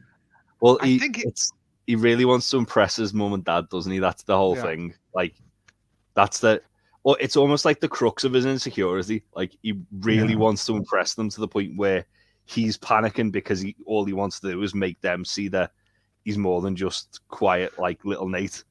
He's not just the kit man anymore. Like, he is a coach for a ex-Premiership football team. Like, he has ascended beyond. And I don't think his dad's like a knobhead. I think his dad is just one of those dads. Like, dads of a certain age are just kind of quite stoic and don't want the fuss. My dad's like that. Like, anything for an easy life. Like, you know what I mean? And the father-son dynamic is played out throughout this entire series, all 3 seasons, to some degree or another. And, for our female fans out there and listeners and viewers, I don't know if it's like this with mothers and daughters, but this idea of got to impress my dad, got to make him proud, it is a very real thing, and it's so deeply rooted in your subconscious and in who you are as who you become as a man. It's effing nuts, the connection and the bond. Even if your dad is the biggest piece of shit on the planet, he's still your dad, and you still always have that.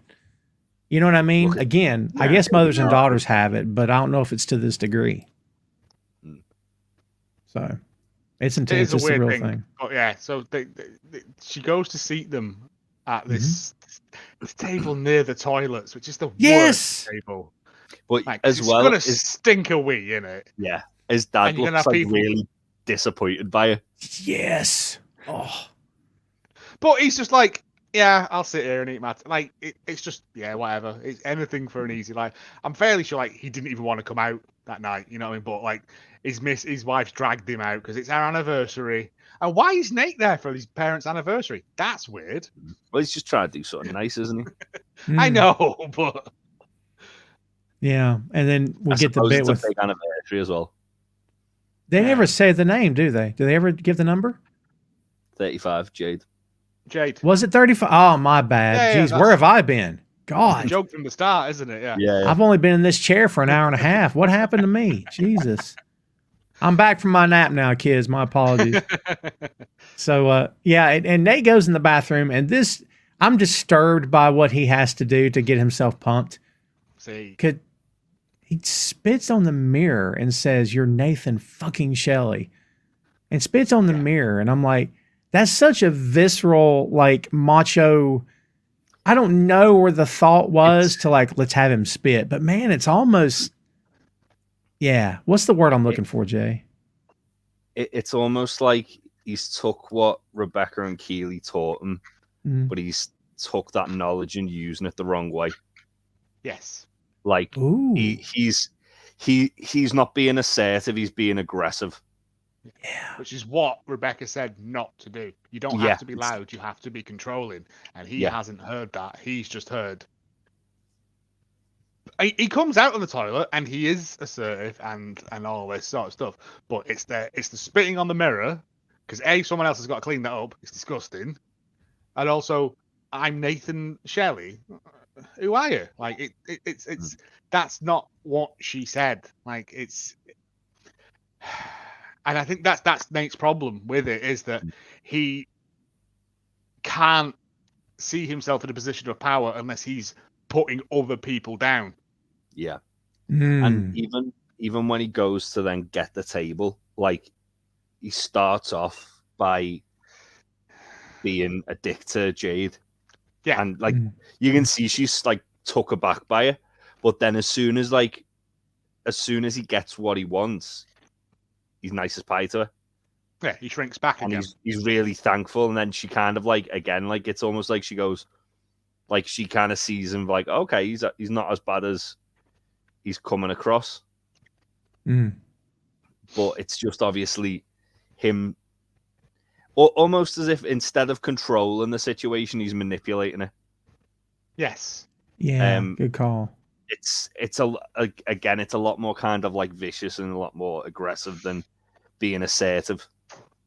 But it's also like he goes, "Oh, we want the window seat and we're going to sit there," and she goes, "Well, no, because," and he says, "No, we're going to sit there and we're going to eat our food so fast and then we'll be out the door." So he hasn't got what he wanted. He's had to compromise on it, even with his supposed new powers of, he still had to back down, to compromise on what he wanted, just to impress his dad, who, to be fair, doesn't care, isn't that bothered. Like, and he also whistles at his dad, and he's like, his dad goes, "I am not a dog." Yeah. And that thing, and he's doing that is a dick move. Oh, mate. Has anybody ever done that to you? You're like, I've actually said to somebody, "I'm not a dog. Don't do that to me." You know what I mean? When like on a busy bar on a Saturday when the football are on or whatever, people whistling, people holding notes like that. Like, you're gonna pay. Like, but I'm good at my job, and so I know the order that you came to the bar in. And to be fair, if you whistle at me, you go right to the back of that queue, sunshine. Like, I think you find I was next. Yeah, but you didn't whistle, did you? Like, you can call me by my name. You all know my name. You're in here every night because you hate your lives. But it's just that thing of people who think it's like a power thing, or like that the person bringing you your food is somehow lower status than you. Mate, I could dribble in it if I was that kind of person. I'm not, and I never have. But the person bringing you your food and drink is in a tremendous position of like responsibility. Yeah. Don't annoy them. Don't annoy them. Yeah. No. Yeah. And did we think, before we move on from this, did we think that there's maybe a double thing happening here because he didn't spit in the floor or the sink or the trash can? He spit at his own reflection. Yeah. Does that have a double meaning here too? Yeah, I think so. I think it comes from a place of self-loathing, doesn't it? Yeah. Or he just always feels like he's never good enough, you know? Also, you could look at it as him spitting, getting rid of the old Nathan. Yeah. And the evil Nathan coming through the mirror world. It's also kind of like a role reversal, isn't it, from the start of the episode to now, where like there are over 9 mirrors in the mirror world. Sorry.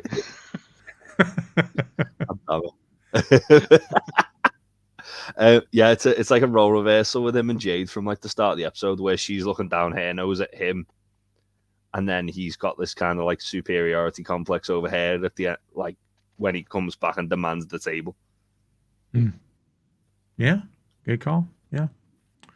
So we get back to the game outside and some of the stuff that we talked about earlier, but you know, Isaac starts having fun again, which is awesome. I think it's like 9-3 or 9-4, and they're crushing it. They're just having fun, and you know, no, who cares about score? They're just having fun. But he's reconnecting with his passion for the game, which is important. Two things about this scene. First one, the girl who shouts Roy when Isaac goes over. I don't know if it's this scene or the earlier one. That's Enia Luco, who's an ex-England footballer. Oh, really? Nice. Yeah, she lovely. England and Chelsea. She's very, very decorated women's footballer. Very good footballer. So it's cool. It's cool she got a little cameo. I did check if there was anyone else there who was like a footballer or anything like that. Wasn't anyone listed, but other than her. But yeah, cool little cameo. Oh, that's nice. Yeah. Also, Song 2 by Blair playing. Overplayed. Well, yeah. Well, song. It serves a purpose because in FIFA 98, it was like the opening theme of that, where it was a similar sort of thing where like people playing on like a pitch under a bridge and then moving to the actual football pitch, and it's just used in a lot of like football stuff because of that. So it's something that's kind of synonymous with like the sort of like football back to basics sort of thing. Right. That's okay. Yeah. It was. I heard it was like, it's quite smart they've done that. We will take responsibility here in the States of ruining that song for the rest of the world, because I'm sure this is where it got played the most. So garbage song by garbage people. Yeah. So you're an Oasis guy, I take it. No. Either. I just hate Blur because, like, what is it? Like, the bass player has basically become Alan Partridge now, like, without the sense of irony. The other two I don't know about, and the other one, like, what's the meme of like a Gorillaz song? Guest rapper, I'm in the ends with my Benz, and then it's like Damon Albarn. Ooh, spooky Jim, where did you go? It's just like he's just made a career of it's whatever. Well, but song 2 is a trash song. Yeah. Well, when they're talking here, amongst all this, Roy gave Isaac the pep talk about, you know, got to reconnect with how you love this game. He said the word fuck a whole bunch. And he looks at Ted after Isaac walks up and he goes, was that all right? Ted goes, that was great. Too many fucks? I don't know. Kind of like all the nipples in that movie Showgirls. Halfway through, you don't even notice. You just kind of get sucked into the narrative. And then Roy says, I dated Gina Gershon once. And Ted goes, that makes me happy. I used to have a massive thing for Gina Gershon. I'm telling you right now. Oh my God, I love this chick. Understandable, yeah. Ooh. So yeah, it's a great deal. I love that Isaac's becoming more and more human, and becoming an integral part of this team, and everything works out for the best. But then we get to the crux of this is that Ted really wants Roy to come coach, and here's the rom-com references. He says, I came here tonight because when you realize you want to spend the rest of your life coaching with somebody, you want the rest of your life to begin ASAP. That's from When Harry Met Sally. Yeah. And the line is, when you realize you want to spend the rest of your life with somebody, you want the rest of your life to start as soon as possible. And that's at the climax of that film. And Roy says, please stop. He goes, you complete our team. That's from Jerry Maguire. Roy says, you're an asshole. Ted says, I'm also just a coach standing in front of a boy asking him. And that's from When Harry Met Sally, then Jerry Maguire. And it's, oh my God, it's crazy. Yeah. And he says, listen, I'm never coming back to Richmond. Not now, not ever. And then Ted says, as you wish. As you wish. The Princess Bride, a very quick throwaway. Which means I love you. Yeah. Before that, though, there is a very, very good Ted joke where Roy's going, I'm not coming back to coach. And Ted goes, I've got zero interest. Sorry, nil interest. Yeah. That's a great, he burned him, didn't he? That's good. Without meaning to, or maybe he meant to. He burned him. Oh, he did on purpose. Yeah. It's like, anything to just wind up Roy. It's all for the greater good. And of course, Roy has to flip him off on the way out, which is fun too. The next morning, Beard is waiting on Ted outside of his flat. Ted's running late. And Coach Beard says, set your alarm for PM instead of AM. Yes, sir, Steve Kerr. And then he gives him his coffee, And Beard says, you got down here pretty quick. He's like, well, I think a fella should only take as long as the tune Easy Lover by Phil Collins and Philip Bailey to get dressed in the morning. Beard says, makes sense. And then Beard asks about the joke. What does a British owl say? You never finished it, did you? Yeah. Never finished it. And he says, all right, whom? And Beard says, worth the wait. And he's, deadpan.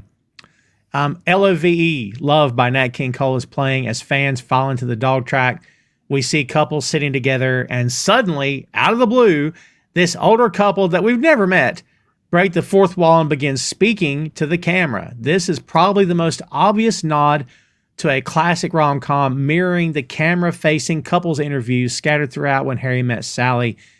And this couple's love story ends with them telling the audience that James Cameron stole their tale to use it in Titanic. And now and we're still in litigation. And Joe, so Titanic. I was going to say, did this feel like a pension or life insurance advert to you? It did. Oh my God. It was one of those bits. The first time I watched this, I was like, have I turned over? Have I sat on the buttons and something's happened? And then it goes like, and James Cameron was suing him. And I was like, oh no, we're still in this. But no, it's still in Ted. It's the only time we ever get this weird breaking of the fourth wall. Yeah, I think so. And I guess because it is a rom-com themed episode or whatever, but it is just really quite jarring because it's never brought back. I'd completely forgotten about this bit. So so had I until I watched it, and I was like, oh, when I got to it, I was like, I don't remember this. Maybe I blocked it out. I totally forgot about it as well. And it took me out of the moment too, because I thought, wait, what's happening? Yeah. It was almost like a dream sequence or something. Yeah. So we see Rebecca and Keeley talking again. They're in the stands and they're waiting, and she's chatting up a mystery guy. And Keeley says, just stop at the foreplay. Tell him you own Richmond and you're fucking fit. And then as she's doing this, we cut to Ted in the hallway doing this. Yeah. Little tease there, isn't there? There's a lot of the cross phoning in this season. Not just with Ted as well, though. There's a lot of people walking around on their phones in the background of shots. True. I think it was like intentionally done as smoke and mirrors, though. Oh yeah, totally. But obviously, like without giving away who it is, because we'll get to that in a couple of episodes. But it makes the payoff so much better that they're kind of trying to bait and switch that it's going to be Ted and it's not Ted. It's who shot JR. Yeah. Yes. because there's Maggie lots Simpson. of people. Maggie Simpson, yeah, it's imagine. Very true. Yeah. You could put bets on that. But yeah, there's a lot of people in the background in the next couple of episodes when it cuts away from Rebecca on her banter phone to other people on their phone in the background and stuff. So it's again, it's just it's a nice little who is it? As I say, whom? The bait and switch of it makes the payoff so much better, I think. Yes. Oh yeah.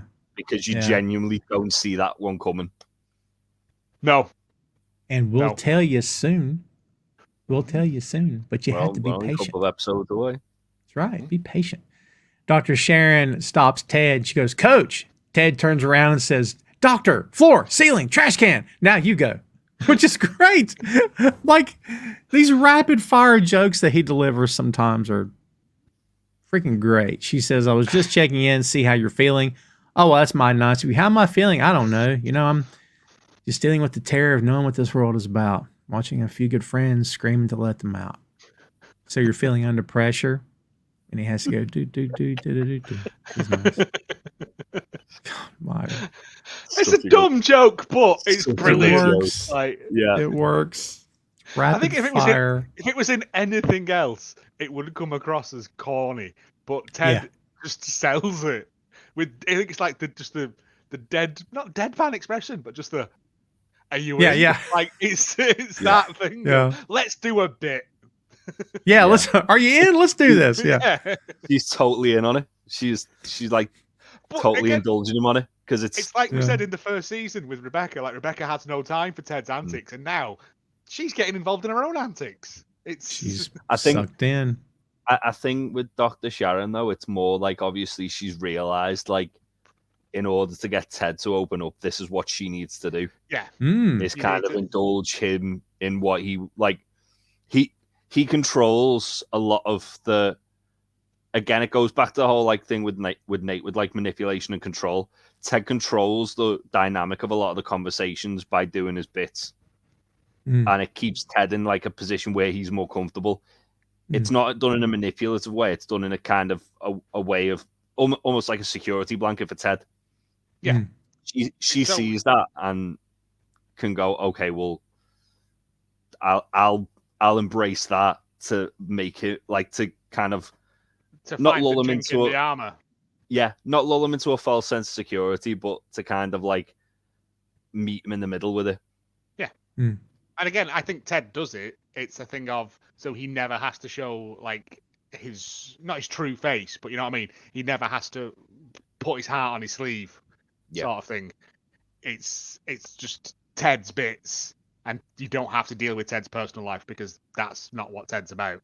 Whereas Doc is like, well, if I play along with this, he'll let me in. He'll make a mistake. He'll slip up at some point, and then I can get in there, and we can start trying to fix all this. Yeah, that's great. Yeah, because she says my door was always open. We got all that. From an under pressure joke. Yeah. do you think she obviously sees what's coming for Ted then on it like on the horizon? Does she know about his panic attacks? Well, the only time we know about it as an audience is obviously the Liverpool episode. It doesn't really get brought up at all. So who knows? Yeah. It could be that maybe Rebecca's mentioned something, not to her, but to like maybe Rebecca's mentioned that Ted had that issue, and then obviously that's part of why they're bringing in the sports psychologist as much for him as Danny. What else? Yeah. And whenever you're going through something, it's going to manifest itself if you don't deal with it, and it may just. You cry for 3 hours out of the blue one day, and then you feel a little bit better. But it will manifest, or you punch a wall till you break your hand.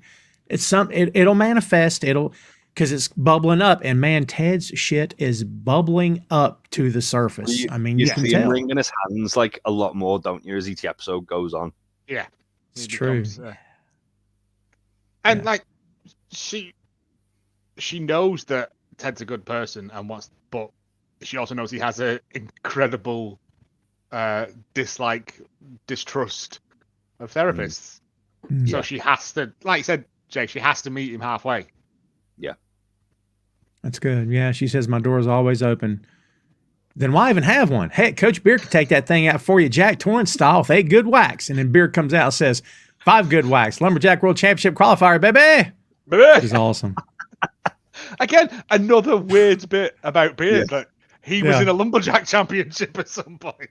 Yeah. Because of course he was. But I think of course he was. It comes back later on when they're talking about axes. Just bring all the axes. I'm sure it does. It's like he's brought his axe collection with him as well. He says, it's funny. Yeah, because he's like, that man has had many lives, many masters. Boy, you're not kidding. We see Nate in a suit. Let's flash back to Make Rebecca Great Again, right? Or no, For the Children, when Ted had to buy. Is this the same suit, by the way, or is this a different suit? Probably. I think it's the same suit. Is it? I need to think about that. Didn't think to cross-check it, but I am assuming it's the same suit. I'll do a quick check now for us. He's not going to have bothered to go and buy a new suit. He wouldn't have the confidence to walk into a tailor's and go, I want a suit. If it is a new suit, it would be off the peg from, Top Man or, because he doesn't want to bother a tailor. He doesn't want to bother the man to have to measure him because that puts him out. He wants to be sheepish and he doesn't want to bother anybody and stay in his lane. Joe, you're 100% right. This brings up an interesting question for me because, like in this country, NFL coaches are wearing sweatshirts, hoodies, slacks. Yeah. NBA coaches, a lot of them are wearing suits, like full suits. So, like in football. Well, I mean, I've watched plenty of games over the past 2 months now, whatever it's been. But like, what's sort of the dress code most of the time, Jay? Are we talking these guys are well dressed, or is it sweater vests? I mean, what are we looking at? Honestly, depends on the manager. A lot of managers will wear just like tracksuits or like whatever the training ensemble is for the team. A lot of some managers will wear a suit. Some will wear like a sort of like a button-down shirt and a sweatshirt with like suit pants. Honestly, just depends on the manager. What was Thingy in his waistcoats? The England. Yeah, you get Southgate has like his waistcoat, like a 3-piece, but he doesn't always wear the blazer. So some coaches will actually have like a blazer with the club badge on it. Again, there's no like enforced dress code for a manager. It just depends on like the manager essentially. Yeah. Have you noticed in American baseball, all of the coaches are suited up like they're going to play the game? Have you noticed that? I have noticed that. Yeah. Like 70-year-old dude is with his beer guts going to like come trotting on the field to pitch. So they wear like the actual full uniform. Yes. Yeah. Yeah. Like the fattest baseball fury from the Warriors. I am not a baseball guy. I don't get it. America's pastime. Just to watch a big fat dude in cleats. What a reference there though to a baseball fury. That's my only knowledge of baseball. I remember they used to show it on Channel 5, like when Channel 5 started here. They used to show it at like 1 a.m, and I thought, I'll give it a whirl. Yeah, it's boring as hell. Like nothing happens. A friend of mine tried to get me into it, and he said that the whole thing was was more for like the whole going for like getting drunk and eating good food. Yeah, is that pretty much what they do at baseball games, Tom? I assume. Yeah. Also, it's a different suit. Oh, okay. Oh, nice. It's a newly bought suit.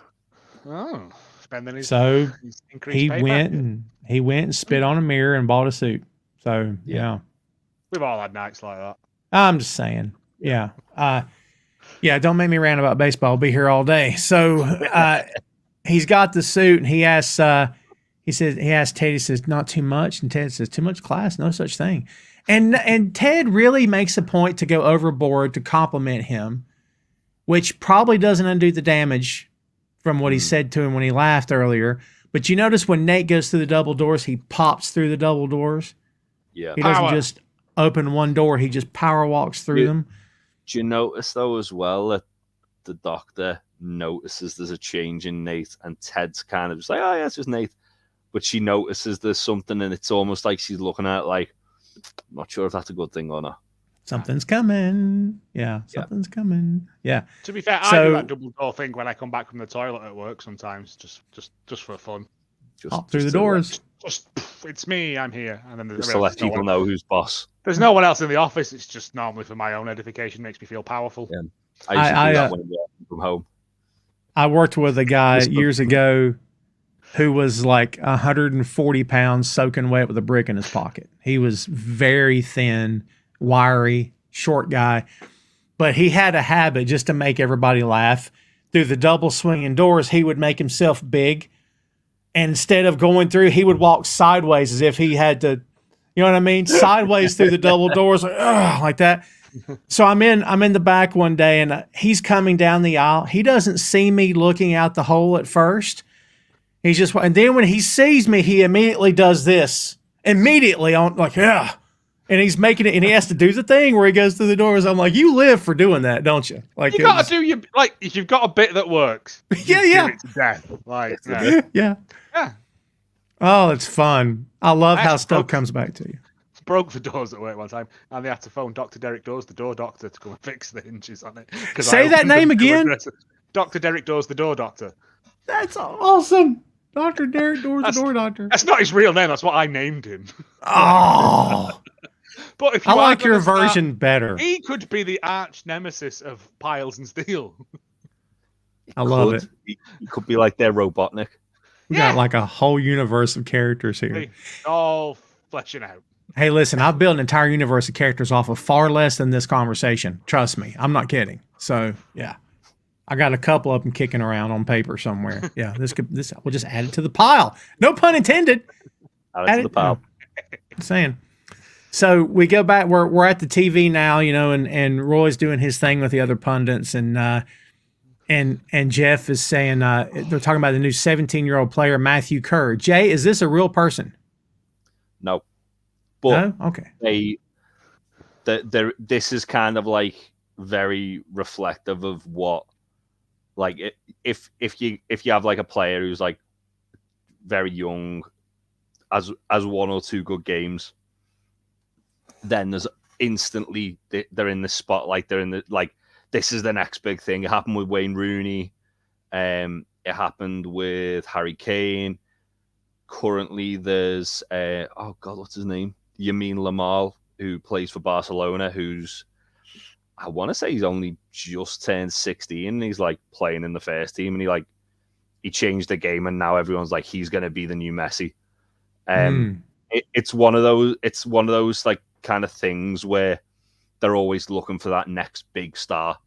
So when you get like a youngster who has a good run of games or has a good game, instantly they're under the spotlight, and it's just an unnecessary amount of pressure for a young talent. So that's why Roy reacts the way he does as well to this, because he's obviously been in that situation.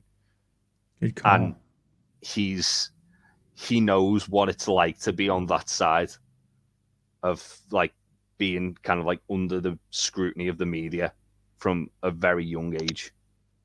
Yeah, because Jeff and George are doing their jobs, which Roy's supposed to be doing his job too. But he's like, what do you think he's going to do today? I don't know. He's 17. He'll probably have chips for dinner and a wank before bed. Like, he's truly like, what are we talking about? You know what I mean? Like, Roy has stepped out of the conversation like Doctor Strange getting pushed out of his body, you know? What are we doing? It's just such a Roy answer, though. It's just like awesome. It's like I was looking for some insight. The thing is, though, it's like, even though they're saying like they're looking for insight, it's like, if anything, it's the most insightful point of it, because it's like, well, he's a kid. He's just started like playing like regularly for the first team. You can't expect him to like go in there and be a game changer from day one. No. And again, like this whole speech that Roy does here, it's outstanding. is tremendous. Have you got it? It really is. I haven't, no, because it's just one of those things where you just need to hear him because it's great. It's just that we don't know anything. Yeah, he says I was looking for some.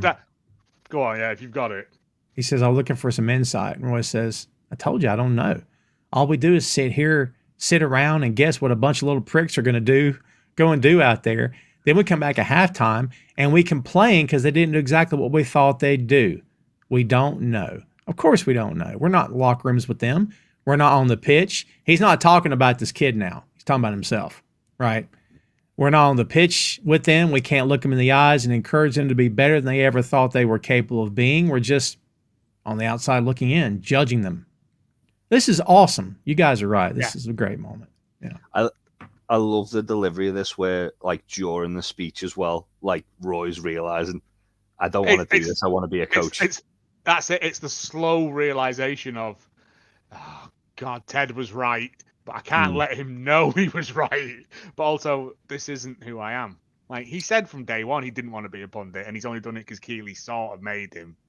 Like, that's a reference to a really famous film, isn't it? But I can't think what the film is. About a news anchor.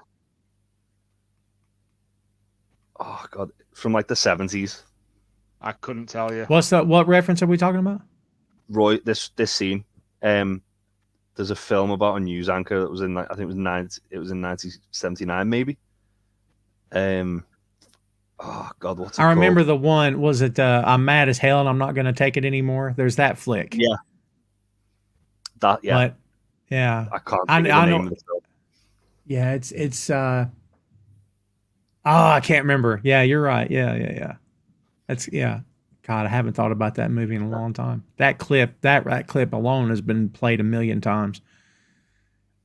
They show Isaac giving all the players creative handshakes. That's a very American sports thing to do. I don't know if it translates over there, but that's a very... It's network. Network. Yeah. Network. Well done. Yeah. Thanks, Google. Right. But I was also Google. I knew it, but yeah. Yeah, I was like, that's what it's a reference to. And by the way, Google, if you're looking to sponsor a podcast, holler at your boy. Just saying, we'll hook you up. So, do you notice when Isaac's giving the creative handshakes to the players that he gets to Nate and he doesn't have one and he just messes with his tie? It's another little moment of you didn't even think enough to even create one with me. It's not even like it's meant to be disrespectful. It's just Isaac's like really upbeat, and obviously he's kind of got this kind of like new lease on life because he's got a sense of identity now as a captain and as a leader, and him obviously having all these different things for all the players, but then going to Nate and not really having anything identifiable with him. Again, it's like Nate on the outside looking in. He and Ted have a handshake. He and Beard have a handshake. He and Nate do not have a handshake, which is interesting. I just read it as the fact that like Nate was too afraid to get involved. It's just me. Your way makes a lot more sense. It's probably partly that as well, to be honest, though. Like, because, as I say, it's one of those things where because Nate's been so quiet up until this point and like as very sheepish that he's not like he hasn't really ingratiated himself into the group as much as all the others. And even Cartrick is criticizing the handshake. You hear that, all you sports writers and pro wrestling writers who criticize every single thing that happens? He's at, well, look at this. It's loosey-goosey, isn't it? Teams on the business end of the regulation zone. And Chris, thank goodness for Chris on this show, says it's good to see McAdoo smiling again. And Roy just keeps leaning in closer and closer to the monitor. Because like you guys said, he's realizing, I should be there. Well, so also he's made a difference because it's Roy. Like, what they don't know that Roy does is that Roy's the reason why Isaac's got that new attitude. Yes. Well done. Yeah. And Roy realizes that his speech of like, you're not there making them be the best versions of themselves they can be. He's done that with Isaac. He has that thing now that Ted has, that joie de vivre of making other people's lives better through simple actions. Yeah. And it's one of those. It's where he just goes, "I can't do this anymore," and starts taking his mic off. And Jeff Stelling's like, "No," and he's like, "I have to go, Jeff." It's the way he goes, Roy. And he goes, Jeff. And Jeff's like, I understand, Roy. I have to go. And this is from Sleepless in Seattle. This is the line that Meg Ryan uses to leave her fiance Walter at the climax of the movie. Because when Jeff he hears it, he just goes. I mean, the nod is intense, and Roy gives it back to him, and it's not a quick one. It's like a very well thought out nod. So after exiting the studio in the final sequence of this episode, Roy looks up to discover it's snowing before taking off at a run to ultimately hop in a taxi and make his way to Ted. This mirrors Harry's New Year's Eve run to find Sally, which also happens in the snow. Yeah. So they're playing She's a Rainbow. The driver recognizes him. He says, take me to Nelson Road. The driver responds with, I'm headed home. It's my anniversary. I still haven't bought a present. And Roy takes out of his pocket what I can assume to be, how much money are we talking? About $1,000 it looks, doesn't it? He's a bit far away from home. Taxi driver was a Scouse and he's from the Northwest. What's he doing down in London? Earning his fortune in the streets paved in gold of London. Yeah. He takes Roy as far as he can go. This is another Sleepless in Seattle reference because just as Annie's cab gets stuck in traffic on her race to the Empire State Building, Annie ends up running up the rest of the way while Roy instead hops into the rickshaw, I guess, and which in this case it's a fun callback to season 1. Remember the rickshaw from the Liverpool episode? I also like the fact that the taxi driver. Was it the Liverpool episode? No, wasn't it for the children? Oh, it was for the children outside. It is for the children. Yeah, you're right. Yeah. Because they drive off with the bottles of champagne that they've stolen. Yeah. I love the fact that the taxi driver goes, "Oh, that's great. My missus loves money." Yeah. I missed that. Yeah, you're right. It's just like, I'm not going to buy her a present. I'm just going to throw this wad of cash at her. What's funny is when he got him there from the cab, Roy says, I'll tell you the thing. Nikki Sixx said, the Motley Crue behind the music, you got to date your wife. He gave him a Tedism. Yeah. Yeah. Roy did that. It's literally like Roy's, like, not like becoming Ted in this, but everything he's learned from Ted up until this point is kind of showing the more this scene goes on. Yeah, as the more it goes on, the more you see of like the manifestations of Ted coming through, because he gets into the rickshaw and he's like, I'll give you this watch if you get me there. And see this really expensive new watch? I'll give you that if you get me to Nelson Roads. Yeah. That's fun. And of course, when stolen, I was going to say it's another time where Roy is losing a watch. Yeah. Oh, good call. Yep. He doesn't need a watch. His phone's got a clock on it. Phone's got a clock on it. I knew this was a great episode. I didn't realize how great till we got through the freaking thing. So many reference callbacks to stuff. It's brilliant. So good. And when he blows his knee. Yeah. Yeah. Oh. I was going to say, I love the timing of the song in this whole scene as well. Yeah. Like where it's I know we're not quite there yet, but where like Higgins meets up with his wife and it says she was there standing in blue and his wife's wearing all blue. Nice. I've just read as well that is actually the actor Higgins' wife, like his real world wife. Oh, really? Yes. That's why they got such good like on-screen chemistry. I've just read it now. Jeremy Swift and Mary Roscoe are married in real life and have been married for 29 years. Oh. Explain to me how we got into season 2 and did not know this. I don't know how we got through the Christmas episode and didn't know. I know, right? Yeah. Dude. Because they got different surnames. I'm guessing it's an acting thing, but yeah. Next time we go through the show, we'll get a fourth dude on here. He'll know this stuff. So yeah, that he can do all the legwork, all the grunt work, looking stuff up. Wouldn't let us down like this. Phil Lindsay would not listen. Shout out to Phil Lindsay. I'd tell him we shouted him out. Yeah, that'd be fun. Roy pops his knee out again. This can also be argued, guys, and Joe, you know these references for sure. Like as you're racing to get to the person, a car drives by and splashes water up on you, or a cab pulls in front of you and you can't move forward. It's always something. running through the airport thing and people getting it. Yeah, it's a trope. This whole end section is a series of tropes. But while he's doing all this running, it's them going out for the match as well. So it's the juxtaposition of the two things together. And he's running out of time. Yeah, and he's running out of time. He gets to this is it as well. He gets to the gate and like the security are like, you need a ticket. And he's like, I'm Roy Kent. And he's like, are you? I love the way one of the stewards goes, he does look like him. He does look like him.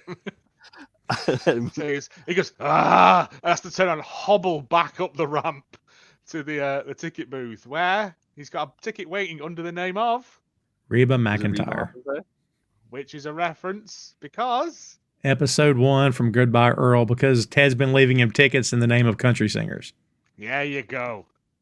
I love the little kid sees him and he just goes, yeah. But it's like it's the guy in the ticket booth goes, oh, nice to see you back, Reba, and he just kind of shoots him a look like, just no. He goes back to the 2 and she says, all right, enjoy the game. He says, fuck you. And she goes, oh, it is you. It's great. There's a really, really good bit, like amazing bit in this, like here, where as he's about to walk through the tunnel, he cracks his knee. Oh. And resets it. But it's the same tunnel that he walked through when he was retiring in the last season. It's fucking awesome. I love it. Great point. It's that thing of where he hits his knee and then he stands up. And it's like, have you seen that bit in the original Superman where he changes from being Clark Kent to Superman and all he does is just like puts his shoulders out? It's that thing of Roy reaching his full potential and becoming who he always was destined to be. And he walks out and it is one of those, oh, I'm going to cry moments because it's beautiful.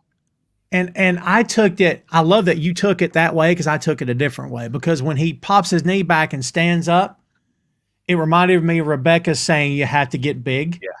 And also, and you guys know, as something that you've got that's hurting, the moment it's okay, it's that rush of adrenaline, that rush of, oh God, I feel so much better. You know what I mean? Yeah. Like, and plus he feels better because he's on the pitch. Mm-hmm. Awesome. I love this fucking show. I'm just saying.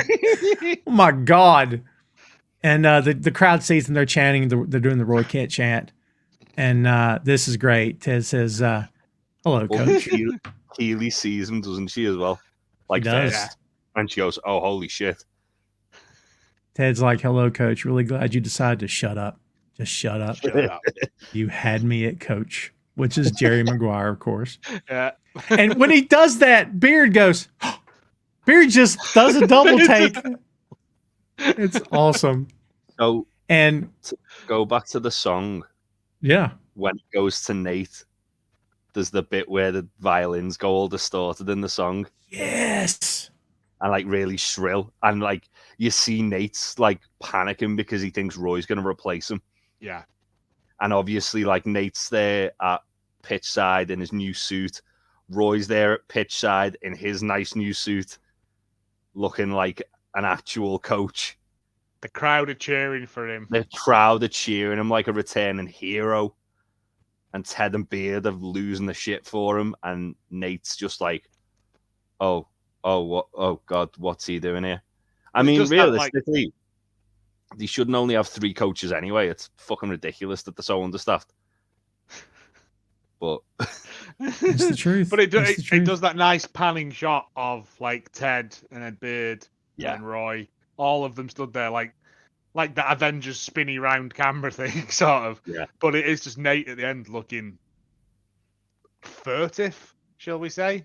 He's distraught. He's in his head. His mind is spinning 1,000 miles an hour, and he's having a Doctor Strange moment of being out of his own body because he's like, what is going on here? Like, are they?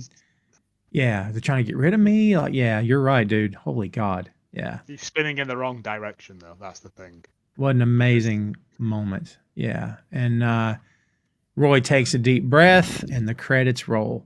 And as we said, this whole episode is basically like a love letter to rom-coms, I imagine. And I mean, Roy's trying to get to the woman he loves in the end, which is football. It's, I got to get to her before she leaves. I got to tell her how much I love her. I got to get to what I'm supposed to be doing in my life. Yep. This is it. Like, so much good stuff. And in the end, he got the girl, which is nice. So, yeah. There you go. Well, guess what, kids? How Nate's like the smarmy guy that he's like stole it off. Oh my God. Are you going to start digging us in again? That's not bad. He was the boyfriend that she went to. That's kind of a dirt no good for her. Yes. Oh my God. Spitting on all the mirrors. We got another 2 hours to go here. That's awesome. Dirty grobbing on stuff. Mr. That's really good. Up there. So we've reached the end, kids. So guys, what about takeaways? Do we have anything left after all this? This is such an amazing episode. Joe, what do you have? There ain't much left that we haven't covered, but like I said, this is where all of the dominoes start to fall, really, in terms of the main storyline of Ted Lasso happens. This is where this is the lighting of the fuse of it. Everything up to this point has been setting the groundwork, and this is the catalyst for where we're going. Yeah, and it only gets better from here, if that's even possible. Yeah. What you got, Jay? That ending scene might be the best shot, like the best kind of put together scene in the entire show for me. It's outstanding. So good. So, as I say, like even like little things like the way the song lines up with parts of the scene, like the actual thought that's gone into that whole thing. And as we say, it's like a love letter to like that like rom-com trope, but also it's just the whole thing's just perfectly shot. Yeah, that song's been in my head all day, and I've never been a fan of that song. So it reminds me of. Have you seen Legion? The movie with Will Smith, or the show with X-Men TV show? Yes. So in the first episode, that song's in it, and it's like in a really, really, really dark scene. So all I think of when I hear that is that like last scene where I'm like, what? Oh man, yeah. So to have it like the kind of like parallel to this scene, which is like amazing and really like, as I say, it's almost like hopeful, and compared to that, it's bizarre to me, but two very great and very different scenes in television. Yeah.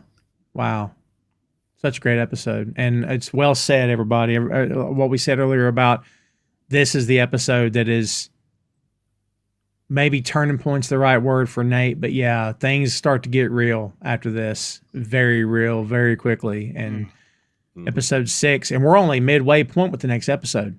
Only midway point. 6 more to go, which means his downward spiral maybe just keeps continuing, and you guys will see. We'll get there. We don't want to ruin it. So you'll see. Would that mean technically this is the midpoint of the entire show, with there being 10 episodes, or so you got 34 episodes total, and right now we're at number 15, so we're close. Yeah, close. So 2 more. Yeah, good call. Yeah. Well, kids, there you have it. I think, as we said quite early on, I think Jay said that Ted Lasso is literally a show of 2 halves. Yeah. It gets to the midway point, and then everything kind of reverses out. And we're approaching that point now. That's a good call. Yeah. Jeez. Yeah. Yeah, can't wait to get there. I dread it, but then I also look forward to it because I know there's redemption for basically everybody. Yeah. Basically, we'll see. Eventually. We'll get there eventually. Yes, it's a marathon, not a sprint, kids. So hang in there. That's it for us, kids. That's episode 5, Rainbow in the can for season 2 of Ted Lasso. Usually, I end this show plugging a whole bunch of stuff and telling you what to do, and please go do it. Please and thank you. I got one thing to say to you. BoinkStudios.com. BOINK Studios, one word, .com, boinkstudios.com. Every link that you need for this show, for Tom Clark's main event, for Tom Clark's 6M podcast is there. Links, the site's still being worked on, kids. It looks fun, I think. But we're going to have links to Jay and Joe's shows here as well. So never fear. Links to their social medias on the page, links to my social media. Two Nations Pod social media is linked on there. Everywhere you want to find this podcast is linked on there. You can Google it if you want to, and you'll find us. But if you want to save yourself some time and energy, boinkstudios.com. Puts no money in our pockets. It just makes it a lot easier for you to find, and it's fun to look at. Who doesn't want fun to look at? Are you kidding me? So that's why we do the video show. Give you kids out there something fun to look at. So there you go. It's now as funny as my face. I was waiting for some comments from the gallery here, so I thought I would. Yeah. I didn't want to tread on your hard sell. Sorry. No, it's all good. It's all good. We tread on us is what we say. Our flag's different. So yeah, it's got a dragon with like a massive erection on a hovercraft. Yes, with machine guns. I'm just saying. Yeah, for arms. Yeah. Oh God, I got to see that flag now. There. Oh, it's AI. We could AI the hell out of this. That would be fun. Oh. All right, before we get distracted, that's it for us, kids. Thanks for tuning in. boinkstudios.com. Everything you need to know, go check it out. For Joe, for Jay, I'm Tom. We'll see you next time, kids.